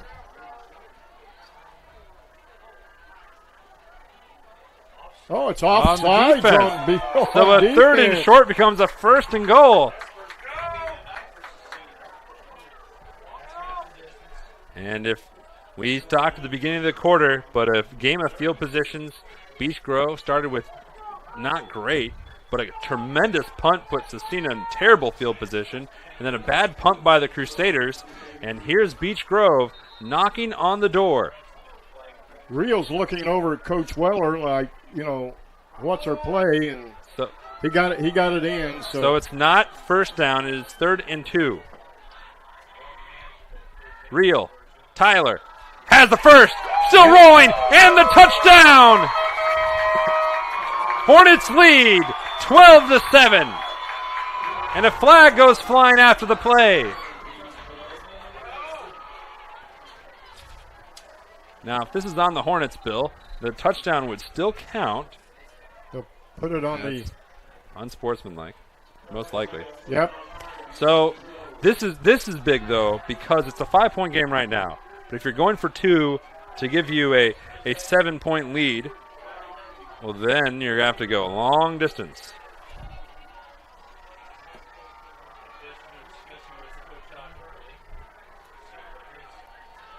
Just gave Ott Hurley an explanation. So the penalty will be enforced on the kickoff. I don't know. Will it? I think I would, if I was Cecina, I'd take it now, Bill, because then you make this 2-point conversion is huge for Beech Grove.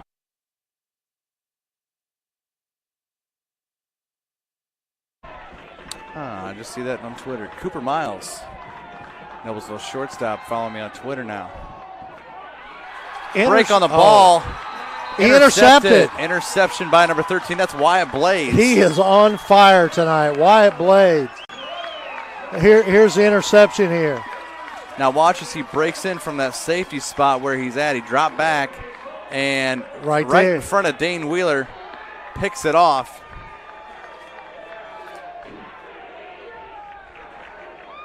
So 2 interceptions and one fumble recovery by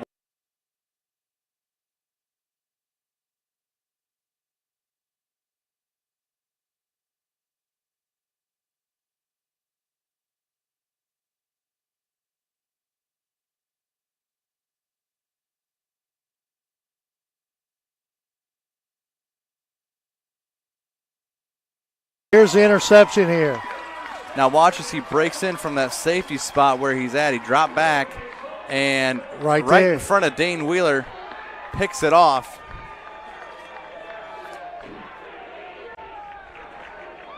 So 2 interceptions and one fumble recovery by Wyatt Blades. Big game for the senior tonight so far. So 1st and 10 for Noblesville, their first series of the second half at their own 24-yard line. Lawrence North 7, North Central 6. That's a real battle there.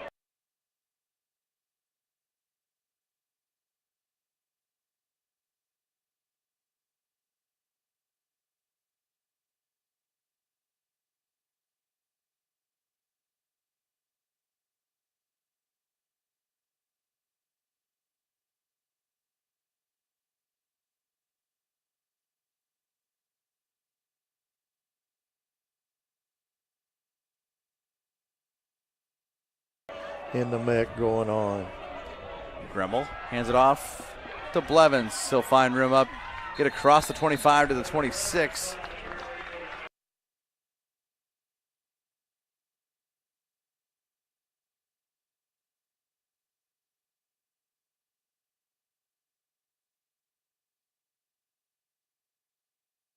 On Cecina's 25-yard line, and then they ran a 5-play drive, and Tyler runs it in for the TD. The extra point was no good.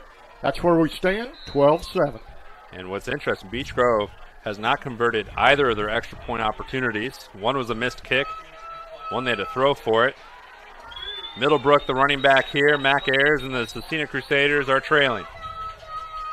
Ayers keeps it. Ayers fires. Has Baker. And he tried to juke out one player, but a good tackle by the cornerback, and it's going to keep him just short of the first down. 2nd down for Cecina.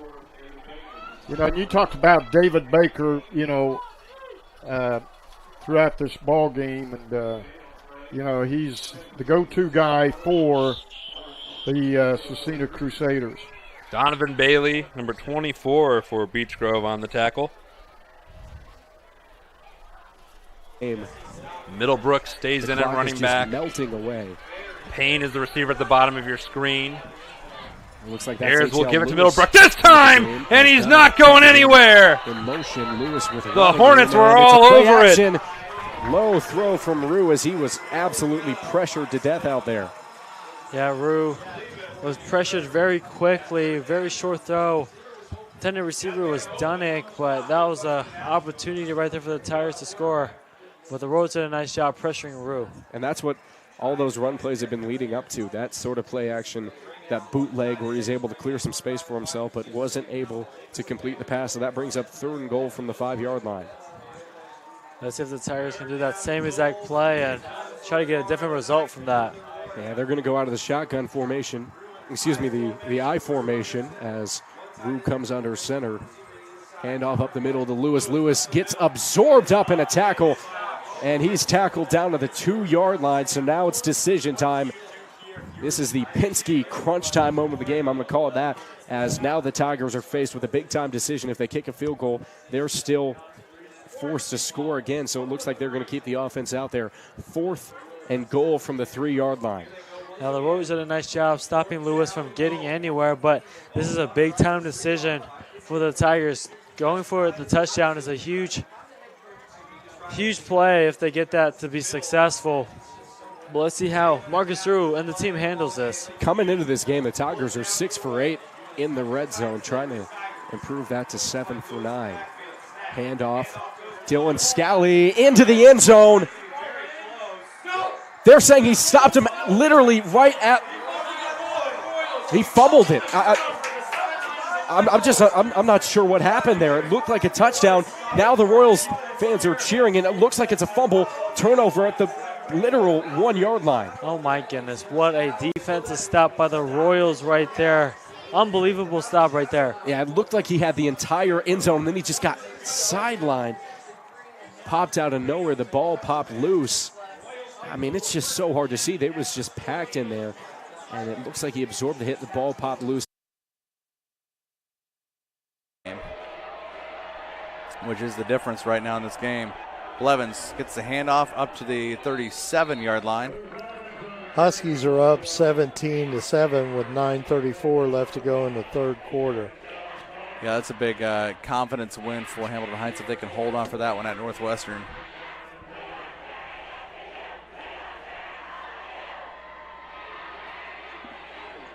Second down and 8. Craig Fishers is threatening here with 11:25 left to go in the 3rd. Beach Groves regain the lead. 2nd and goal. Down in Hornetville. 12-7 it looks like. On Cecina. Blevins sprints forward and dives across the 40. They may mark him at the 41. Actually, check that. Eddie Jenick on the carry. The cheer blocks going at each other there, yelling who's got the most spirit, right? Actually, check that. I think that was Joe Hillman. So that's his first carry tonight, isn't it? See how to. Correct. Yep, that'll be 3-yard pickup by Hillman. 3rd down and 5 at the 40. Gremmel under center. I formation. Hands it off. Blevins gets low. Can't drive any more forward. He gets up to the 42. Another 2-yard pickup. He's going to need to get more than 2 yards a carry to keep a drive going. Looks like Noblesville's going to have to punt. Ball at their own 42 on this drive.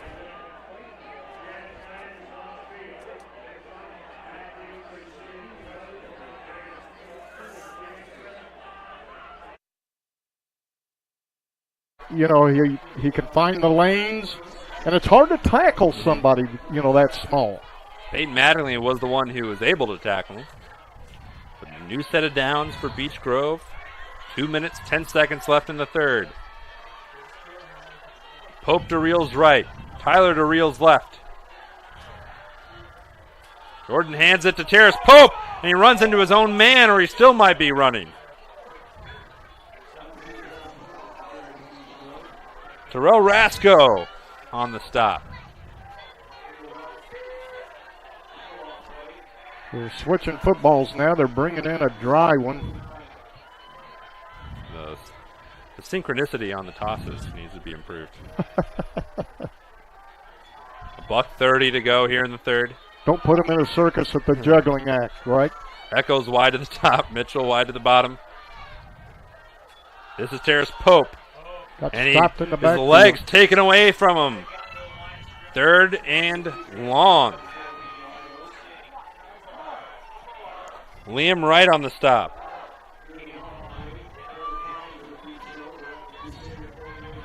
Third and 5. If you can keep this drive going, Bill, not only does it put your offense in a more advantageous position, but it is just milking this clock. And when you got a lead like that, that's what you want to do. Here's Tyler, darting close to a first down. I think he might have it. Depends on the spot, Bill. I don't know. It doesn't look good from here, and they bring it up, 4th down. And it looks like Weller's keeping the offense on the field. So it'll be 4th and very little. Quickly up to the ball. Real under center. Normally means a sneak. And he's stopped! He didn't get it. He hesitated for a moment, and the Crusaders surged through, and it's a turnover on downs. But that win may make them second guess throwing on first down. Right now it's 2nd and 9. And again, they give to Samson James, and again, he has stood up. See, and, now and here defensively, isn't it easier now, James? Yeah, well, now you're looking at 3rd and long. Now the problem you got, it's a must pass down. Defensive linemen know it. They don't care about the run, or at least won't pay a lot of attention to it. They're going to just really go after the quarterback. This is great defense again. I have been super impressed by this young defense, a rebuilt defense this year for Brownsburg in their gang tackling. And to show you what kind of an athlete Kurtz is, they've just subbed him in to play defensive back on 3rd and 11. And here comes the blitz, and he goes down. Oh, they brought the house to the Bulldogs. And number 1, Lawson Aiken, who now has 3 sacks on the season, gets a QB takedown here. The storyline of the game has been the ability of Brownsburg to continue putting pressure against Avon and being successful at it. It's one thing to put pressure, it's another thing to make it effective. And so far, the pressure has really hurt Avon. Before the game, Aiken had been the only Brownsburg player with a quarterback sack. He now has 3 sacks on the season. As Kurtz, the return man, has a little bit of magic in him with that return. And a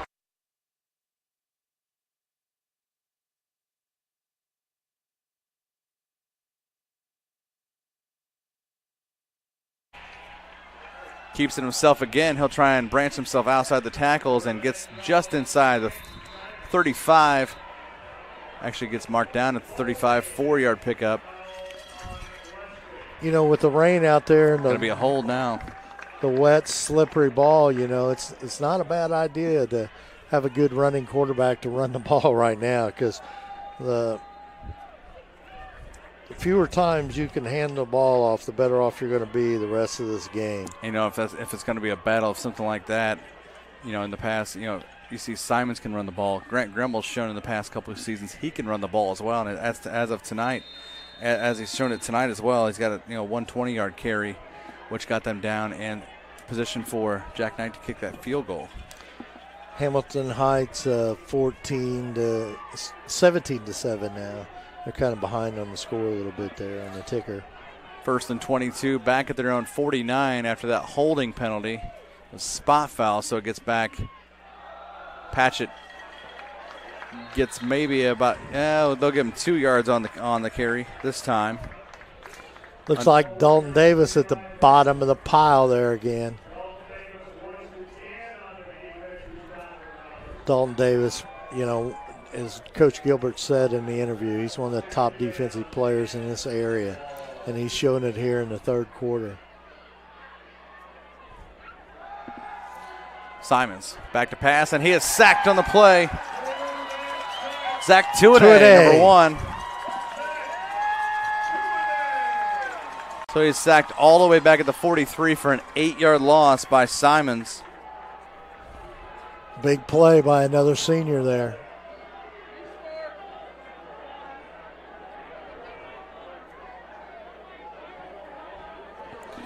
Two, when they came busting through, and there was nothing, nothing Simons can do. He just gave Simons a bear hug.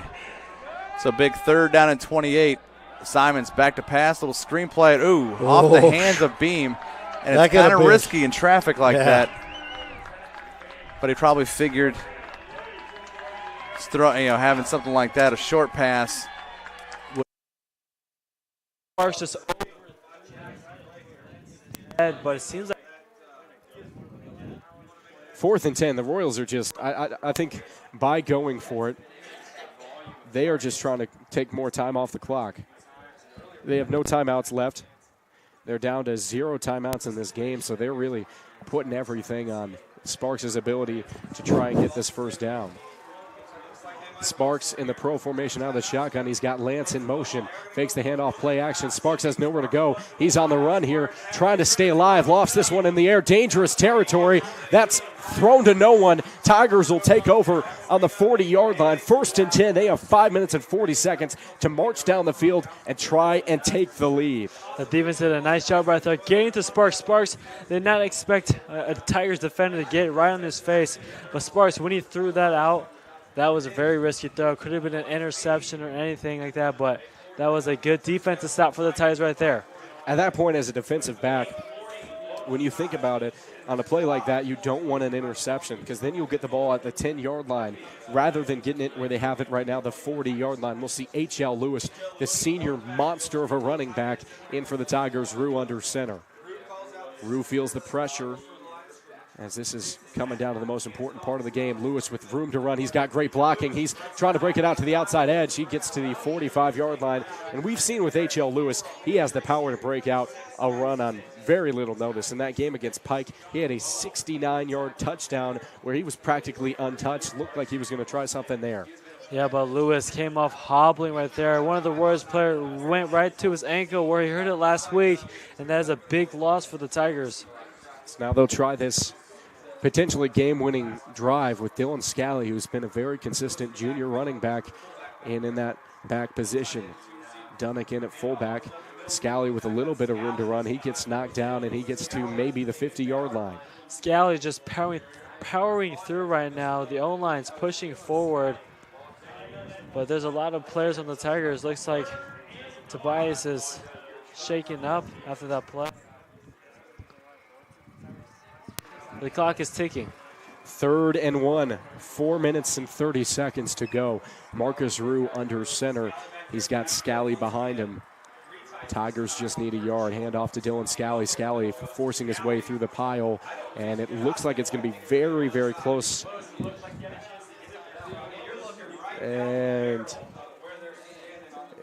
that's going to be just too close to call, I'd say.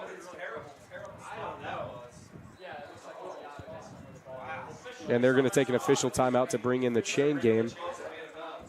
It looks like it's going to be enough. But honestly, from this point of view, it looks like it could go either way. Yeah, very hard to tell right there, but the Royals defense. I might remind everyone that James is 6'1", 210, and he is solid muscle too. And he's going to carry it again. This time, though, Brownsburg was able to get him. That's going to be a no-gainer. That time there are plenty of purple helmets to the football. And now it's going to be 3rd and short for the Orioles. You look at this front four for Brownsburg. He tries to get outside, and once again, what Brownsburg has done all evening long has really been able to get to the corners in a hurry for the most part. Big down for Avon, Rob, 3rd and short.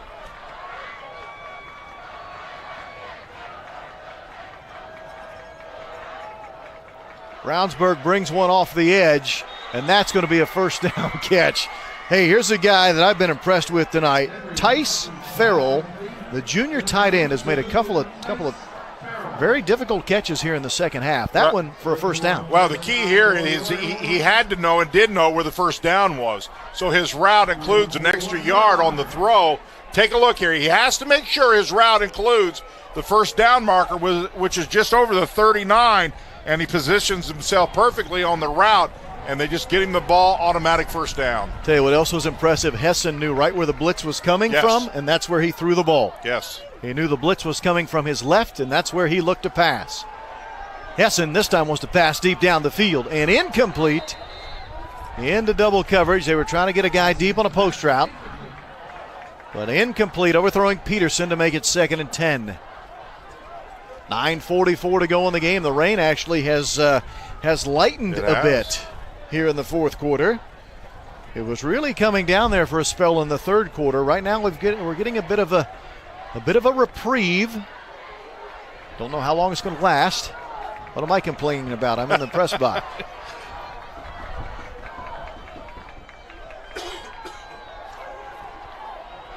They're setting up the screen to James. He's got the catch, and he's got blockers out in front. What a play defensively made by Brownsburg's number 44, Cade Schubert, or that could have been a big-time gainer. You are so correct. This looked like it had much more yardage written on it than this. Schubert had 11 tackles coming into tonight's ball game, and boy, he doesn't make his play, and that thing's going for a lot of yardage. And he had to fight off the block of Luke Martindale, who's a 3-year starting offensive lineman. He was able to get around Martindale and make that tackle. 3rd and 4. Quarterback keep all the way for Hessen. He's got room, and he's got a first down.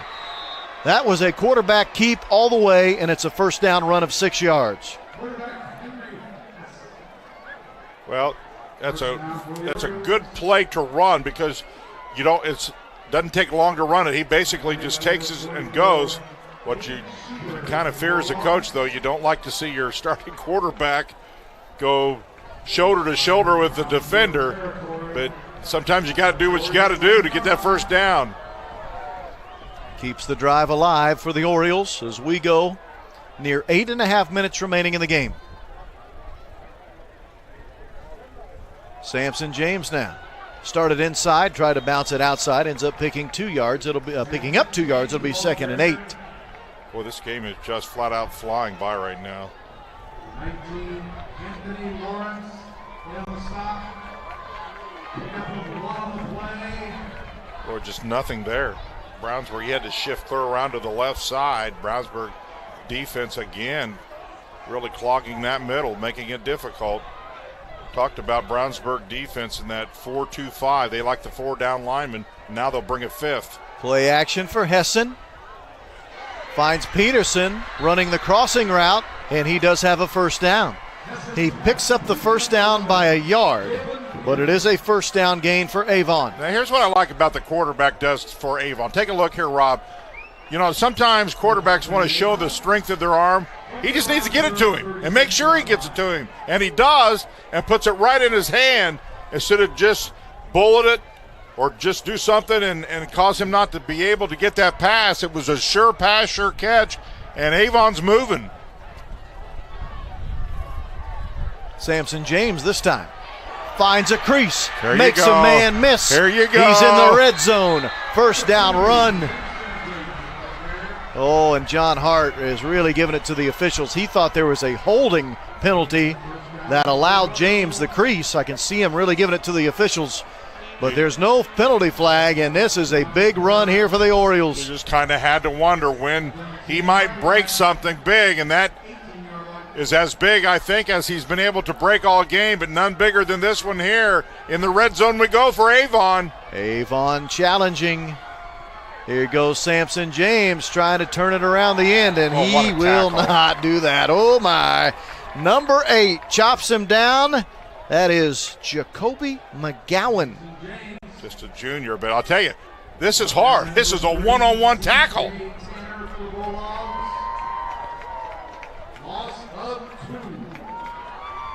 Loss of 2 on that. That was just a great one-on-one tackle. He's a boatload to bring down one-on-one. Under 7 minutes to go in the game. 2nd and long.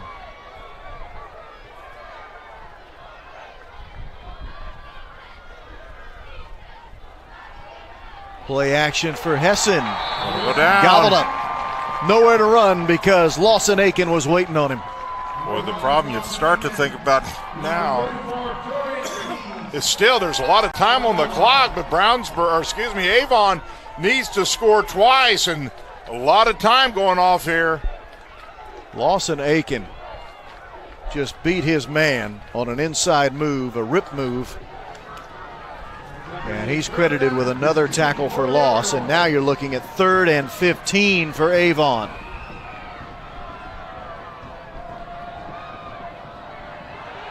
Blitz. They were setting up the screen, and Brownsburg played it perfectly. Yes, they did. Yes. So the illegal shift is declined, and that actually offsets, and that'll be still 3rd. And I think the referees down there are a little bit confused, as one on the scoreboard it's showing 3rd and 8, and on the field it's showing 2nd and 8. So I'm not sure how this would be a repeat of downs. Yeah, it's going to be 3rd and 4, I believe, as he's moving the chain game up a little bit. 3rd and 3, rather. So now Tigers need to make a stand, and they need to push them back further, because on a fourth and short, they're going to go with the Wildcat. Yeah, this might be a win-win situation for both the Royals. Win-win for 2 plays if they don't get the 3rd down, because this Wildcat always gets their positive yards. But the Tigers got to stay strong, stand their ground, and try to stop Harris from gaining any yards in these two plays. And they need to see a big-time play out of a Fisher's defender knock the ball loose. As Harris goes up the middle, he's still on his feet, and he dives forward across the pile. That's going to be a 1st and 10, and I think that'll end this one. Yeah, good job by Harris getting through, but doesn't look like they're going to give it 4th and an inch maybe. So now the Tigers have a chance here with 1:33 and counting. And it's going to be a 1st down. Now, I believe that's a timeout call from the Tigers. Is 4th and inches is the official call. So, I mean, if there's ever been a time for a goal line stand, it's right now. This is just unbelievable. The turn of events that we've seen so far tonight. Tigers had a chance to strike early. They have a chance to be up 17-14 right now, but then there was a fumble at the goal line from Dylan Scally. So that forced them to shift things around. The Royals got the ball at the 20, made their way down, and they've really just they haven't looked back since. They've really just kept up that momentum, kept up possession of the football. In this 4th half and in this 2nd half, rather, the Royals have kept possession. Each head coach, Mark Weller from Beech Grove, Odd Hurley from Cecina, says, tell them to calm down. Let's not let this thing get out of hand. 3rd and 7 on the scoreboard. Inside 8 minutes to go. Tyler, the running back. And boy, do they need this. Reel rolls. Reel's got a good block from Keon Tyler. Still running. And knocked out of bounds. Well short of the 1st down. As Harris and the Wildcat, they're stacking the right side of the formation, and there's a flag thrown. And we'll see what this one is. This could have a big impact in the game. False start call against the Royals, pushing them back 5 yards. Crushing blow, as that'll bring up a 4th and 6. What a turn of event right there. That penalty is huge for the Royals. Refs still communicating to each other. So this brings up a huge 4th and 6. Imagine we'll see Cody Sparks as he trots his way out there back on. So 4th and 6 as they got the ball on the 32-yard line of the Tigers. If they get this 1st down, I think it'll be very tough to come back from. Look for a pass play, or maybe, I think more likely a handoff to Matt Harris. Don't want to gamble on an interception. Very big play right here for both these teams. Boysen in motion.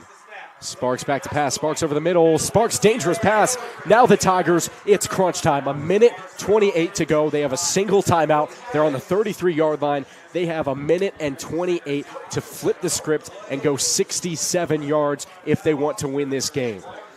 Yeah, the Tigers maybe have to have some passing plays in this drive, because this running game may not work with this much time left in the game. The Royals know what Tigers offense runs a lot, so let's see if the Tigers can go more towards that throwing play. And my advice for Marcus Rue is try to find Colin Stotts.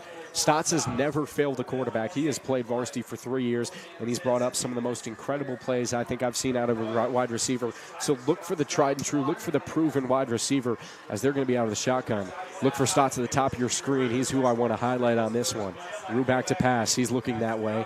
Finds Stotts on the sideline. Stotts able to get out of bounds, and that's going to be 2nd and 1. That's what you have to do. Colin Stotts is your playmaker out there. Mason McCartney's had a good couple of games, but you don't know what to expect out of him. With Colin Stotts, you're going to see a strong catch. You're going to see yards after the catch. Yeah, the Royals not very showing rush defense.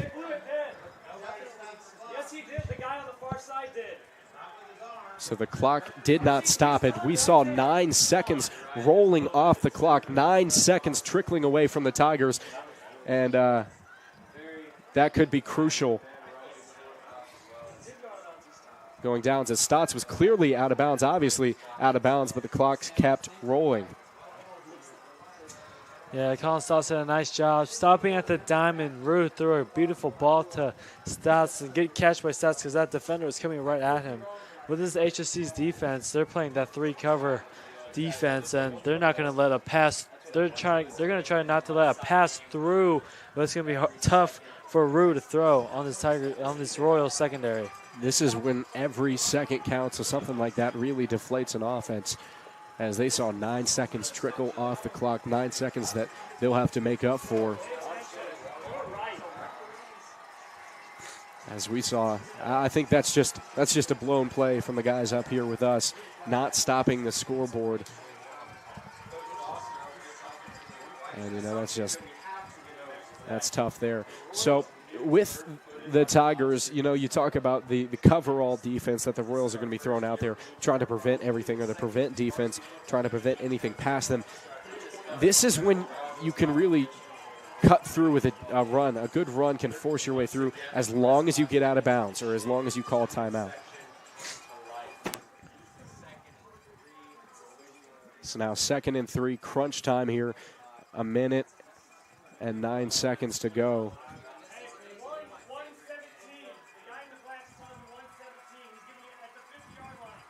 .117 added to the clock. As now the Tigers get those seconds back after much deliberation from the referees.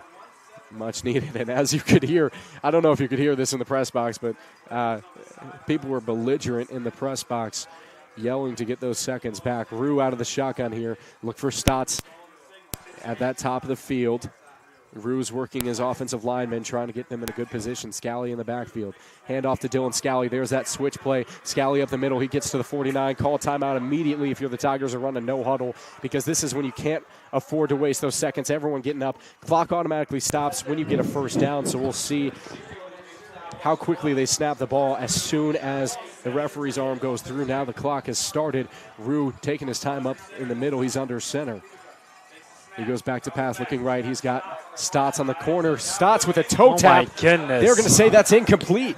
That is a questionable call, but he had both his toes in field, but seems maybe Colin Stotts maybe juggled the ball before catching it, but very questionable. So that'll bring up 2nd and 10 with 1 minute left. Tigers on their own 48-yard line. They have 52 yards to go if they want to shock the Royals in their own home field.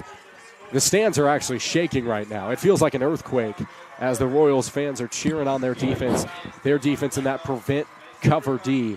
Out of the shotgun is Rue. Rue back to pass. Rue with a short throw over the middle. That's Murray. Murray gets popped at the 50, and he gets brought down. 53 seconds on the clock. Tigers are going to have to take a timeout, or they're going to have to speed it up a little bit here.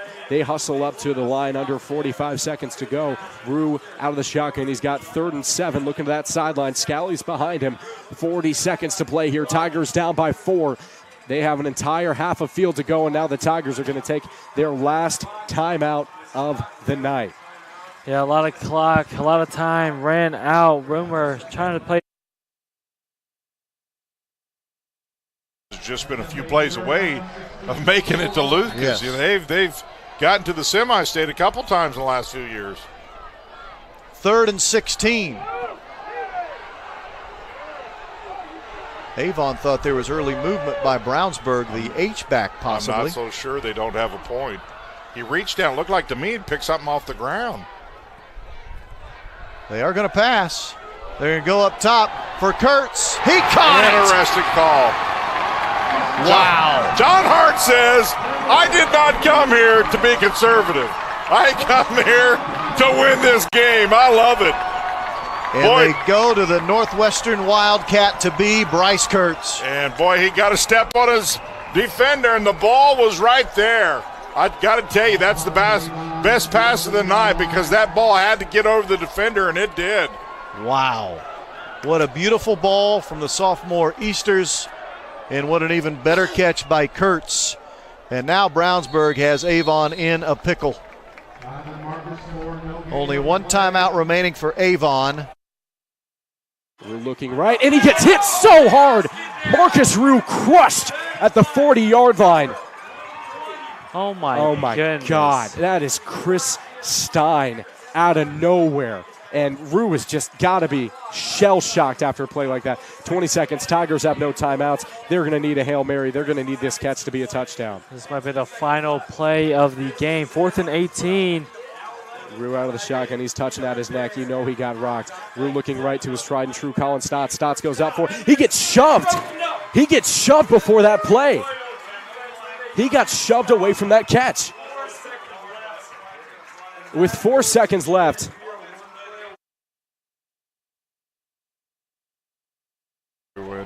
He has just given Avon a free timeout. Yeah, you don't want to do that. By stepping out of bounds. Do not want to stop Mr. Clock. Well, that's one of those, and again, these young guys learn as they go, but that's one of those you just slide and fall down inbounds. Clock stops at 1:11. A free timeout given to Avon. Oh, and Avon just gave him a free 5 yards. Right back. Now 3rd and 8 will become 3rd and 3. Yeah, that's not what Avon needed at all. Oh my. But again, this game is not over. Not by any. Because Avon has a timeout. Yeah, they can still stop this clock. Key for Avon is they can't let Brownsburg in the end zone. And they can't let them have the first down. Yeah, or first down. Brownsburg first down and the game is over. Avon won't be able to stop it enough then. Now, if they can hold them here on 4th down and burn a timeout, they have a chance. Play action. They got him. Touchdown, Brownsburg. What a beautiful call. Absolutely beautiful call by Brownsburg. 3rd and 3. You know the defensive line is trying to protect turf. Linebackers are typically in thinking dive and isolation, and play action, the absolute perfect play call executed by the Bulldogs, and that might just be it, Rob. It was Jared Hughes. We know you couldn't see it, unfortunately, because of our camera being blocked, but it was Hughes, the H-back / running back, who caught that ball at the 4-yard line and then ran it in for a touchdown to put the final dagger in for the Brownsburg Bulldogs. Number 3 is going to beat number 2 in 6A football as Brownsburg has increased their lead to 21-7. So think about this game-sealing drive for Brownsburg. They found Luke Lacey on a huge 3rd down, a young man who we hadn't talked about all night that kept the drive alive. And then on a 3rd down, they find Jared Hughes, who we've rarely talked about tonight, for a touchdown. Couple of guys that have been unsung heroes in this game tonight in Lacey and Hughes, and they come up huge for the Bulldogs here late in the game. Of course, the huge catch by Bryce Kurtz didn't hurt either. No. But Lacey and Hughes, 2 of the biggest plays made of this game for Brownsburg offensively. And the Bulldogs are up 21-7. And while it's easy to talk about the offense on that drive, this Brownsburg defense has been nearly flawless tonight. They have provided this offense with exactly what they needed, and really for the most part shut down this experienced offense of Avon. Now a 2-touchdown lead. as that ball goes through the back of the end zone. Well, think about Avon. In week 1, they scored 44. In week 2 against Ben Davis, they scored 41. 29 points on the scoreboard last week against Hamilton Southeastern. Tonight they have only 7. Well, it looks like that the home team streak is going to continue for 7 games now that the home team has won the football game. Tough for these teams to pick off the other on the road. Avon has only 1 timeout remaining. They're down 2 touchdowns.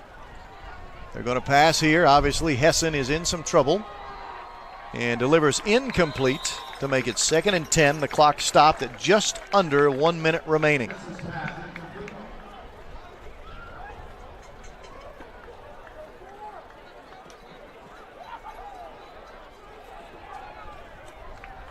You never know how a game's going to be played out. You look at it on paper and you kind of see the advantage and the ranking of Avon having the advantage with it. You know, I looked at the big offensive line. You have to give so much credit to this Brownsburg defense on what they've accomplished here. They've kept Samson James in check tonight. Peterson with a catch that will stop the clock as they move the chains. We talked about that vaulted offensive line for Avon. They have 2 4-year starters, both Division I signees. They have another 3-year starter on that O-line. They've got everything running back in Samson James, but the Brownsburg defense tonight was up to the challenge as penalty flags are flying.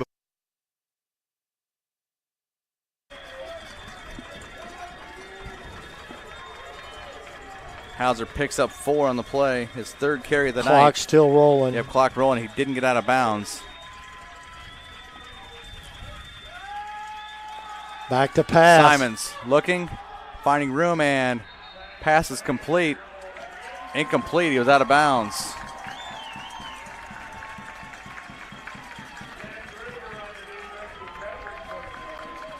Groover playing a whale of a game at left corner for Noblesville. Big 3rd down for obviously more Westfield's offense than Noblesville's defense. As it's 3rd and 6 at their own 29, $1:47 left on the clock. And a lot of people staying through the rain. This has been a great ball game tonight. Well, it looks like the umbrellas are coming down. I guess they either don't care because they're getting Simons to Patchett in the flat, 35. Looking, crosses the 40 up to the 41, picks up 12.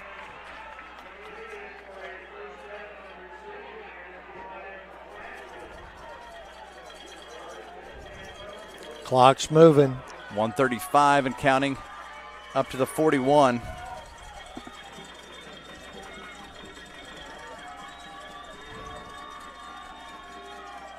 Simons fakes a handoff, play action fake, and he's almost sacked. The ball is thrown. Zach Tuane came from the backside. From the backside, basically just knocked Simons off his base there, and he couldn't throw the ball like he wanted to. So it brings up a 2nd and 10, 1:21 left. Ball at their own 41. Now you hear the Noblesville fans into it. Simons, little flare pass out to the right, and Hauser with the catch, and he's going to be taken down, trying to get out of bounds. And he did, I believe. And he does, yeah. Hauser, the tough good little spin there, wasn't it? That was a good spin. Hauser move. just Can we see that again, Will? I'm sorry. Hauser but was I think just this is a $1.50. Referees conferring over here. Flag down on the play. He's at the 41. Yeah. Let's see what the call is. Good little spin move. Holding offense. Wow, because that was a nice little spin move by Hauser. He spun and got out of bounds. Kept his legs going. He figured out what his teammate Eli Patchett can do, and he keeps his legs going. But on the play, a holding call brings it back to the 31. Makes it a 2nd and 15. Can you imagine what Hauser's going to look like next year, having a year in the weight room? He's only a freshman. Between that freshman and sophomore year, man. 5'7", 150. And he'll if any influence from his brother Kobe, and that kid's going to be lightning quick and a great athlete like he already is. 2nd and 20. Rushed again is Simons, and he gets. And the clock will continue to run now. Clock will continue, and he gets barely up to the 33. So a 2-yard pickup by Simons. Not sure that's the play Jake Gilbert wanted to have happen right there in the middle of the field. They're going to probably have to air it out here. Yep. Good rush, though. Flushed him out of the pocket. Yep, going right, and he's going to have to run out of bounds, and he's going to have to go for it all on 4th down. Yeah. 41.3 seconds, 4th down here. Game's on the line here. Might have picked up 3. Check that. He picked up 1 up to the 35-yard line. So 4th and 16 at their own 35. Back to throw. He's Simons looking, got the time. Flat. Ball Nothing. hits the turf right in front of Micah Hauser. Incomplete. Turnover on downs to Noblesville. Wow. Brad, Craig, this has been one heck of a football game. One heck of a football game. Noblesville, all they have to do is hold on to the football. 2 knees, and they can win this ball game and win their 2nd ball game in a row. At 7-6 at halftime. So we've had a little bit of scoring here in the second half. We have. But the scoring. Here's Real on the run. Slips past 1. Still going. Gets it across the 30 to about the 33-yard line. Picks up a 1st down, I believe. Inside a minute. The clock freezes.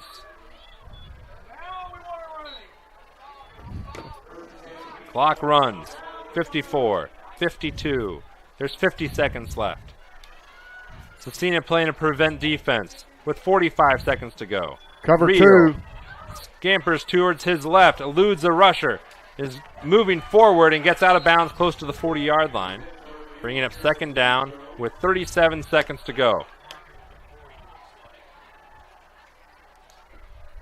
All this, and you're in a 2-possession game right now with 30 seconds to go.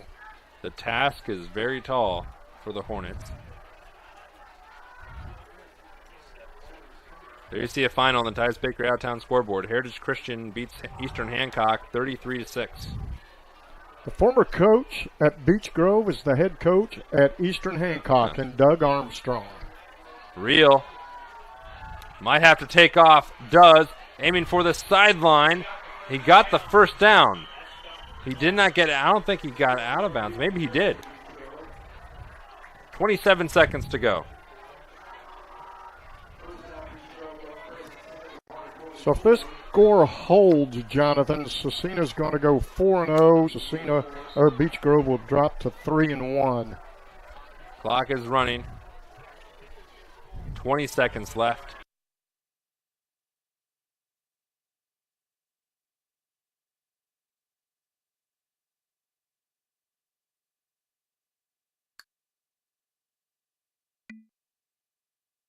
One that would be the greatest 6 seconds in offensive history. What a way to come back with 6 seconds to go. Well, throw a long touchdown pass, get an onside kick, another long touchdown, or even a field goal. You win the game. Guy on Tyler. It was a very competitive game for all of it, but Beech Grove wasn't able to make the plays in the 4th. Tyler harangued down at the line of scrimmage, and that's it, folks. There's zeros on the clock, and Cecina will remain undefeated with a 21-12 win here at the Pit in Beech Grove.